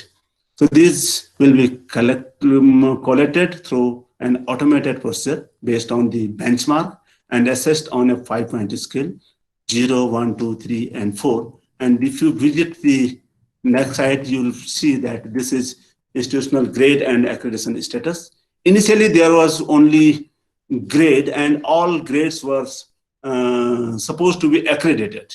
Now it is not like that. Now there is one more. You can see that T1, if CGPA is less than 1.5, then they get D grade, which is considered as not accredited. So that is a new point, and they have to apply it fresh for the new accreditation. So these are some points. Initially it was A, B, C, and D, but now they have classified in A++, A, B++, B+, B, C, and D. So these are some grade points, and it depends on your SSR, on the facilities in your institute, that which grade you obtain. And then, of course, these are some guidelines, manuals for the NAAC accreditation. And this is manual for there are three manuals. There are different manuals. You can see that one for self-study report for university, other one is for the autonomous college, and one for affiliated and constituent college. You can, it was released, I have taken the recent one, which was released in December 2019, and that I have shown here, that metrics and indicators, those are also from that new manual. And you can see the manual over here. This is the reference online. You can see it very easily. So this was, I tried my level best to talk about on this criterion 4, because there was not too much to talk about on it. That's why I have incorporated other things also. So with this, I would like to conclude. Thank you very much, and thanks for your understanding.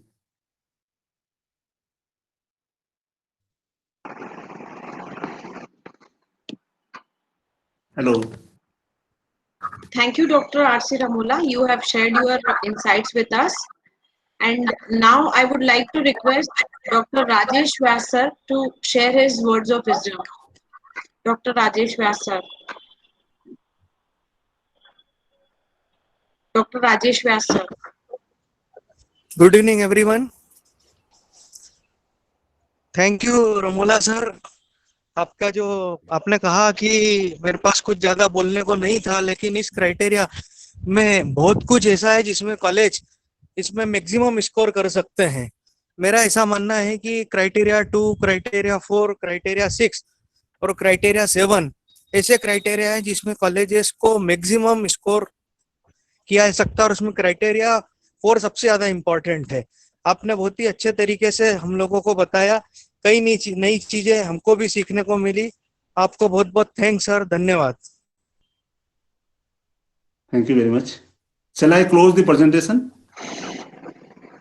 Yes sir, you can do that.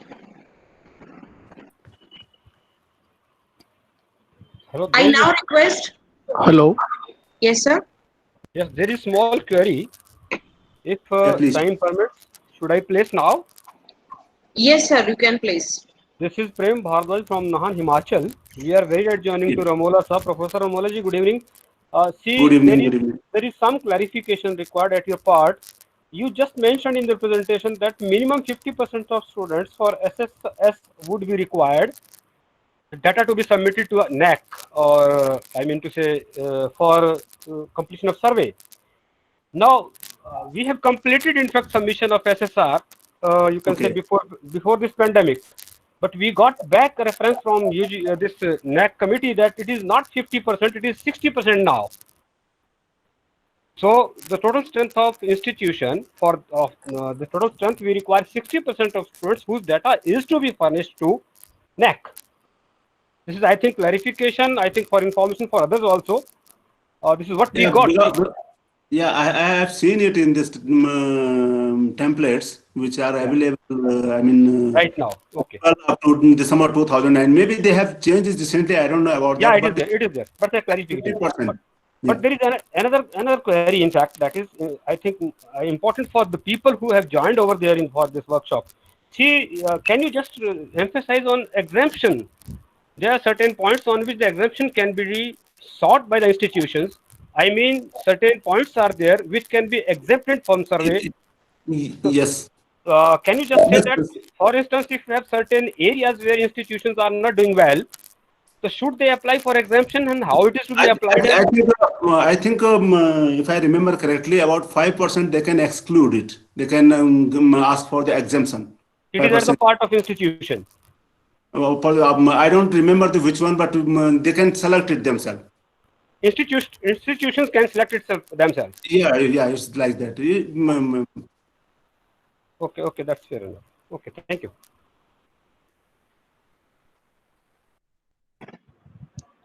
Hello. Yeah. Hello. Good evening, sir. Good evening. Yeah, please. Sir मेरा प्रश्न ये है कि जब हम expenditure की बात करते हैं तो गवर्नमेंट कॉलेजेस में पर्टिकुलरली वो ऑडिटेड स्टेटमेंट मांगते हैं। बिल्कुल सही कहा आपने। जबकि गवर्नमेंट कॉलेजेस की जो ऑडिटेड स्टेटमेंट्स होती हैं वो डिपार्टमेंटल ऑडिट होते हैं और नैक जो है वो सीए सर्टिफाइड सर्टिफिकेट्स मांगती है। तो इस केस में हम क्या करें सर? ने आपका जो ऑडिट होता है उसकी कॉपी आपको नहीं देते हैं, वो departmental audit government college government आती है सर, कॉपी आती है and we have uploaded that copy signed by होंगे ऑडिटर तो कोई डिपार्टमेंटल ऑडिटर होते हैं। CAG is for the central government organisations. अगर आप की बात करते हैं नहीं, state government sir, state government के अपने मतलब ऑडिटर होते हैं, वो करते हैं होती है। बहुत सारे हमारे यहाँ भी जो है मतलब बहुत सारे गवर्नमेंट कॉलेज हैं उत्तराखंड में और वो करा रहे हैं नैक एक्रेडिटेशन। मुझे नहीं मालूम कि वो किस ढंग से ऑडिटेड स्टेटमेंट लेते हैं, but you always get a copy of the audited statement, that is fact. और एक सर और प्रश्न है कि हम जो हमें बजट अलॉट होते हैं गवर्नमेंट की तरफ से, वो उनमें से बजट का कितना हिस्सा फिजिकल फैसिलिटी के लिए है, किसको हम एकेडमिक फैसिलिटी माने, वो डिस्टिंग्विश करना थोड़ा डिफिकल्ट होता है हमारे लिए। नहीं, ये तो आपको बजट का क्या वो आता नहीं डिस्ट्रीब्यूट हो गया कि इतना उसके लिए है, इतना इसके लिए, इकट्ठा तो नहीं है बजट का। इकट्ठा आता है सर। तो फिर आपकी कोई कमेटी होगी जो कमेटी जो है उसको डिस्ट्रीब्यूट करते होंगे। नहीं, ऐसी कोई कमेटी नहीं है सर। वो रिक्वायरमेंट वो आपको बनानी पड़ेगी as per requirement. You have to frame a committee, make the expenditure. Institutional level पे हम बना सकते हैं वो कमेटी। आपको तो बनानी पड़ेगी कितना है। अगर गवर्नमेंट ने आपको दिया है कि ये पैसा आपके लिए, you use it as per your wish. Yes sir. Frame a committee at institution level and then prepare it like that. Thank you sir. Hello. Yeah, please. Good evening, Dr. Ramalaji. Good evening. Sir, I'm Dr. Suhas Dhande. I just want to know about difference between physical facilities and academic facilities. If you can explain, sir, please. Physical facility and academic facilities. Yes, sir. Have the physical facility in terms of the classroom, in terms of the seminar hall, in terms of the sports complex. Okay. And those are the sports facilities, and the classrooms and that seminar hall, etc., are the academic facilities. Thank you, sir. Thank you so much.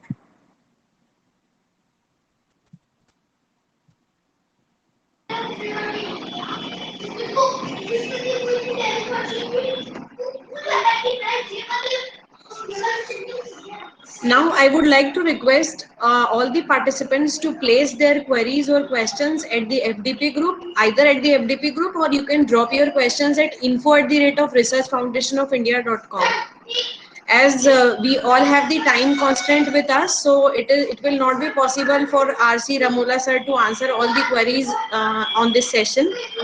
I now request Dr. Suhasini Arya ma'am from KG Mittal College to share her insights about today's session. Suhasini Arya ma'am. Dr. Suhasini Arya. Ma'am, are you there? Yes, ma'am. Am I audible? Yes, thank you. Yes, ma'am. Hello. Yes, thank you. Thank you. Hello. Am I audible? Yes, ma'am, you are audible. Yes, Swasini ma'am. Welcome, welcome. Are you audible? Okay, Please, okay, please. okay. Thank you. Welcome, Ramola ji. This is Dr. Arya. Yeah. Good evening. Yes, sir. Thank you very Namaste. much. Namaste. Namaste. I had first interaction, I think, with you only. It was a great session, sir. And I'll just put a concluding remark.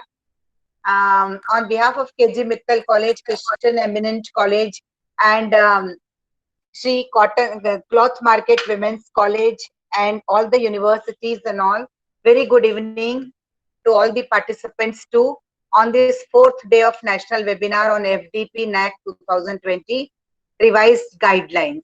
My greetings to all the speakers, main speaker Dr. Shri Ramola ji, and the guest speakers Dr. Asha Shukla, Vice Chancellor, Professor D.K. Verma, then Dr. Saurabh Parikh, Principal.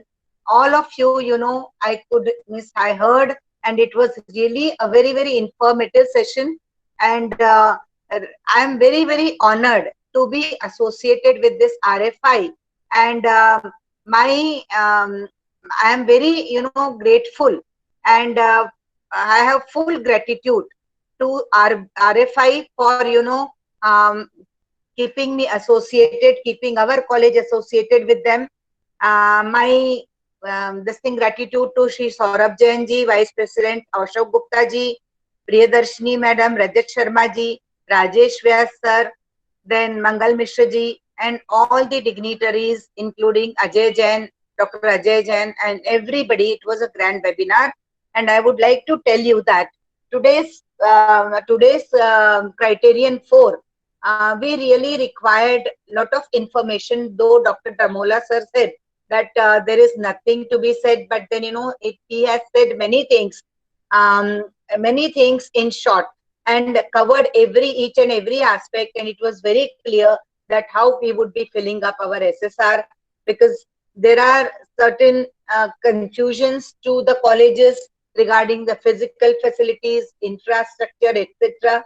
I always feel that it is the quality of the infrastructure that is very important, and it is the educational infrastructure which is to be provided to the best to the students and the teachers, and that counts a lot in NAAC. While visiting as an assessor, I have found that many colleges spend a lot of money on decorations, the paintings, and so many other things. And I feel it is not required unless and until it is needed. And more space should be given, more, you know, like resource, there should be an optimum utilization of resource towards the quality infrastructure for the educational purpose only. And they feel that if they, you know, like they make the appearance of the building, the appearance of the classroom good, then they score the marks. It's not like that. It is the quality of infrastructure that matters. And I think all of you will agree with me that there is a wasteful expenditure too when there is a peer team visit. We find that so much of expenditures the institutions are pressurized to undergo. One awareness for that also is needed, I feel. And again, the library. Library is also a very, very important resource here, and library should be well equipped. As you said, sir, it is the heart of the institution. I agree with that, and the library is to be updated. Again, there are constraints in rural areas, only the remote areas where there is a problem. Otherwise, you know, like all of us can do it. There are many e-books, e-resources available, etc., etc. And again, sir, in short, thank you for this very lucid and very informative session.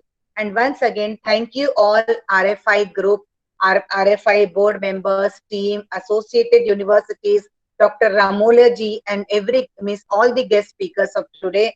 I thank you on behalf of our RFI and entire, you know, like all participating colleges and all the participants too. Thank you so much. Over to you. Yes, ma'am. Thank you so much, Parul. ma'am. Parul, over to you. Yeah. Thank you. Yes, ma'am. Thank you for your words, ma'am. I now request Dr. Urvashi Patodi, ma'am, for the vote of thanks. Urvashi, ma'am.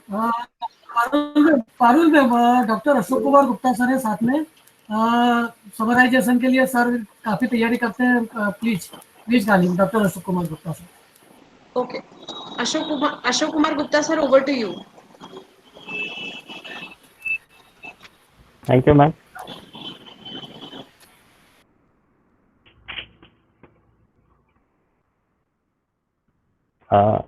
Thanks for calling me. Today's guests and experts are Professor Dr. D.K. Verma, Dr. B.R. Ambedkar University, Mau, Dr. Saurabh Parikh, sir, and Dr. R.C. Ramola, sir, Hemwati Nandan Bhoguna, HNB, Garhwal University. Professor Dr.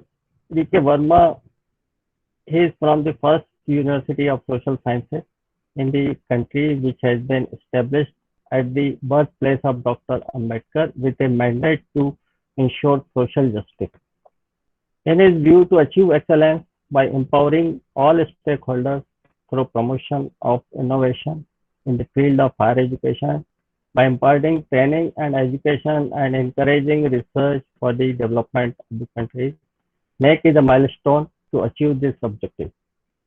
NAAC accreditation is always a matter of curiosity for everyone.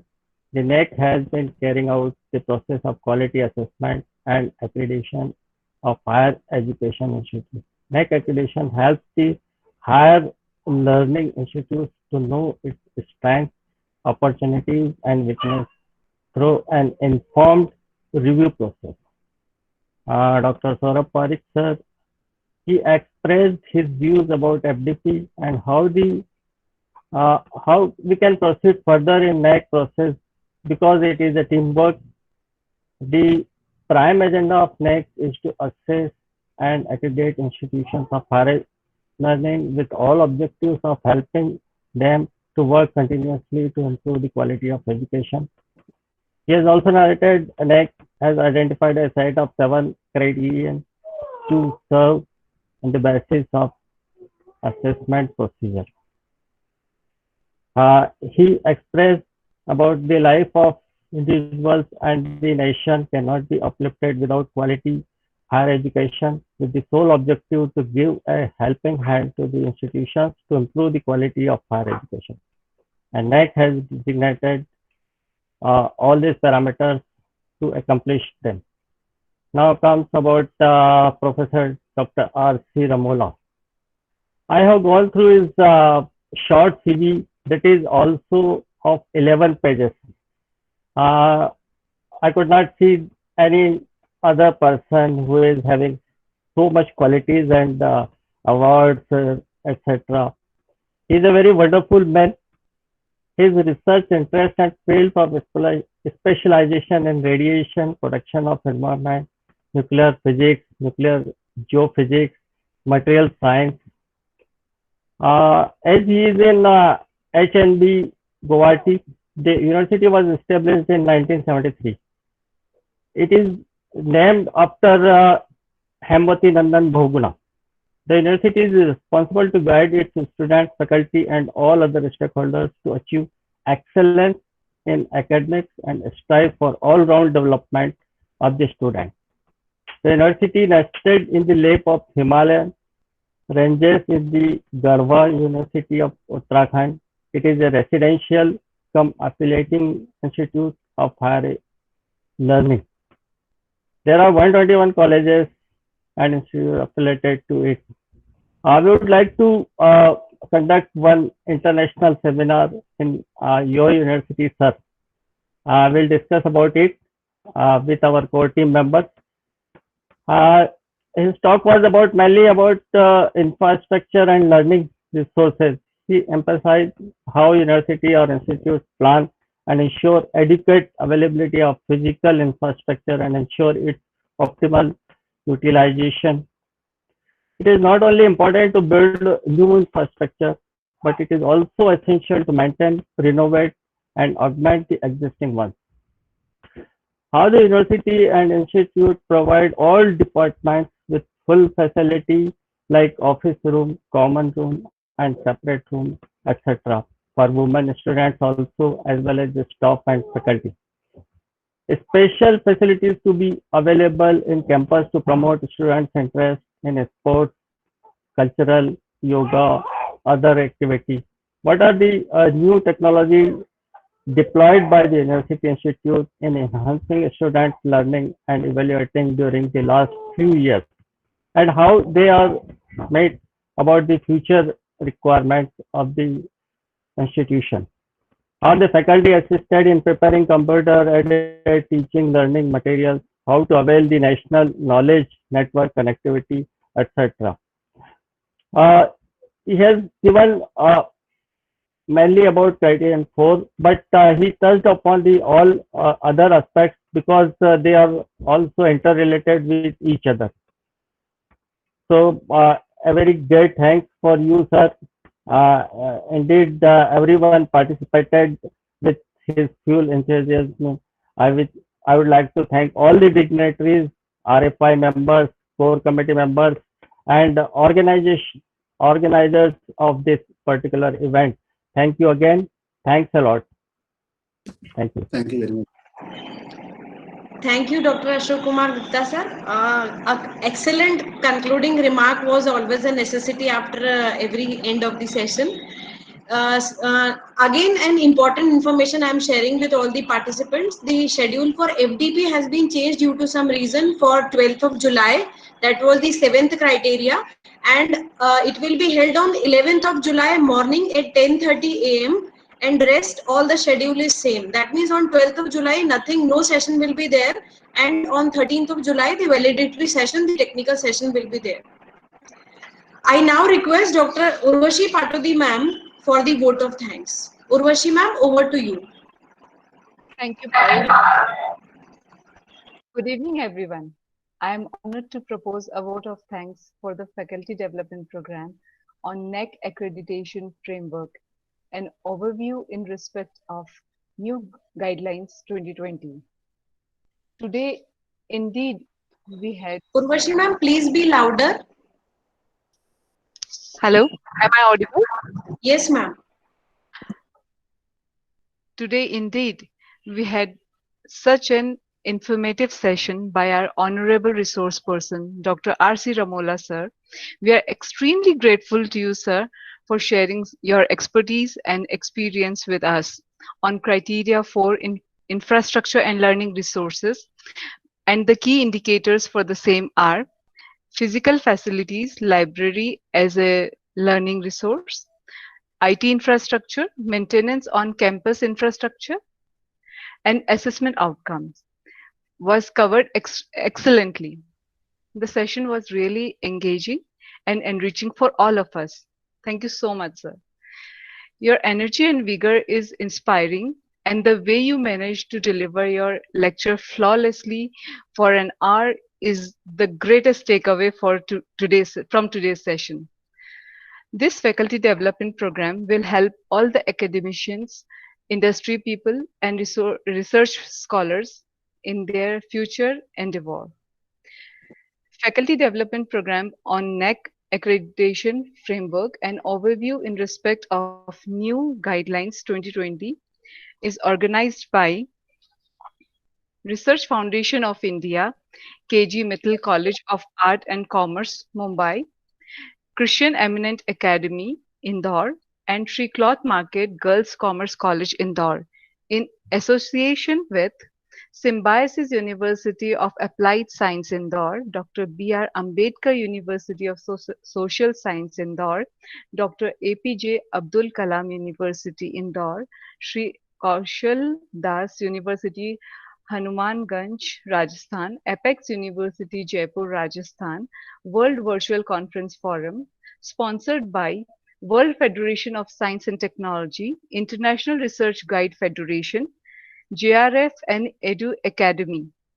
Thanks to all the bodies for organizing such a valuable faculty development program. I would like to express my sincere thanks to our special guests for today, Professor D.K. Verma, Chairman, IQAC, Director, Research, Extension and Training, Dr. Bhimrao Ambedkar University, Dean, Social Science, Dr. Saurabh Parikh, Principal, SJHS, Gujarati Innovative College of Commerce and Science, Indore. Thank you so much for gracing us with your presence and the word of wisdom. Thank you so much, sir. Now I would like to thank the team RFI for organizing such a valuable and resourceful faculty development program. I extend my sincere thanks to Dr. Saurabh Jain, Chairman RFI, Dr. Ashok Gupta sir, Vice President RFI and South Asia Board President, Dr. Priyadarshini Agnihotri, North-South India Board President, Dr. Rajat Sharma, National Convener RFI, Dr. Ajay Jain sir, Central Board President RFI and MD Conference Cell, Dr. Sangeeta Bharuka ma'am, Vice President Central Board of India, Dr. Subrato Dey, Secretary Central India Board RFI, Dr. Sanjay Prasad, MP State Coordinator RFI, Priyanka Chawla, Vice President World Virtual Conference RFI, Dr. Manish Dubey sir, MP State President, Dr. Sarita Rana, MP State Secretary, Dr. Prakashini Tiwari, President Virtual Conference Forum, Dr. Indira Dikshit, Indore Zone President RFI, Professor Kuldeep Agnihotri, Indore Chapter Head RFI, all officers, presidents and experts, Central India Board and all members of Indore Core Committee. Thank you everyone. My special gratitude to RFI and core committee members, all team members of RFI board from different states for their support and in running this program smoothly and successfully. Last but not the least, I would like to thank all the participants for a huge response and attending the session patiently and for the valuable and encouraging feedback. Once again, I thank one and all for all the valuable time. Thank you so much. Over to you, Dr. Parul Sharda, ma'am. Thank you, dear Urushi ma'am. It was such a nice vote of thanks we all could have heard of. Dr. Ajay Jain sir, shall we wrap up? Shall we wrap up the session? Ajay sir, yes ma'am, 11th को अपने दो session है, एक morning में एक evening में, ये clear कर दें। यस सर, 10:30 से नहीं है, एक मॉर्निंग में एक इवनिंग में, ऐसा क्लियर कर दें। यस सर, 12 तारीख को जो हमारा क्राइटेरिया 7 होने वाला था, डॉक्टर विजय कुमार श्रोत्री सर उसको लेने वाले थे, वो सेशन शिफ्ट हुआ है 11 तारीख को मॉर्निंग 10:30 और शाम का जो सेशन है डॉक्टर ज्योति पाटिल मैम का वो उसी सेम टाइम पर रहेगा। तो ये सब आपको जानकारी ग्रुप में भी शेयर कर दी गई है और के साथ चैट बॉक्स में भी हम कंटिन्यू जानकारी को देते हैं। तो ये आप प्लीज शेड्यूल कर ध्यान रखिए। tomorrow session nothing change, same ma'am, only change in 11th। तो 11 तारीख को सुबह 2:30 बजे डॉक्टर विजय सर का सेशन है 7th क्राइटेरिया पे और शाम को डॉक्टर ज्योति पाटिल मैम का सेशन है 6th क्राइटेरिया पे। So thank you all of you, thank you doctor sir. कल का एज इट इज है, थैंक यू। कल का एज इट इज है, कल में कोई चेंज नहीं है। Thank you so much Ramola sir, thank you so much. Thank you so much, everyone. Thanks for Thank you very connecting. much. Stay safe. Stay home. Thank you all. Stay safe. Thank you very much. Thank you, sir. Thank you. Thank you.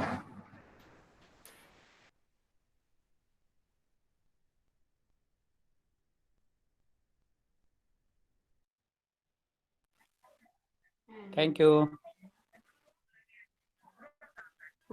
नाही. Thank you. Again, thank you, everyone. Participants are requested to leave the meeting. The session has been ended. Thank you very much. Thank you, Dr. Parul Sharda madam. Thank you very much. Thank you, sir.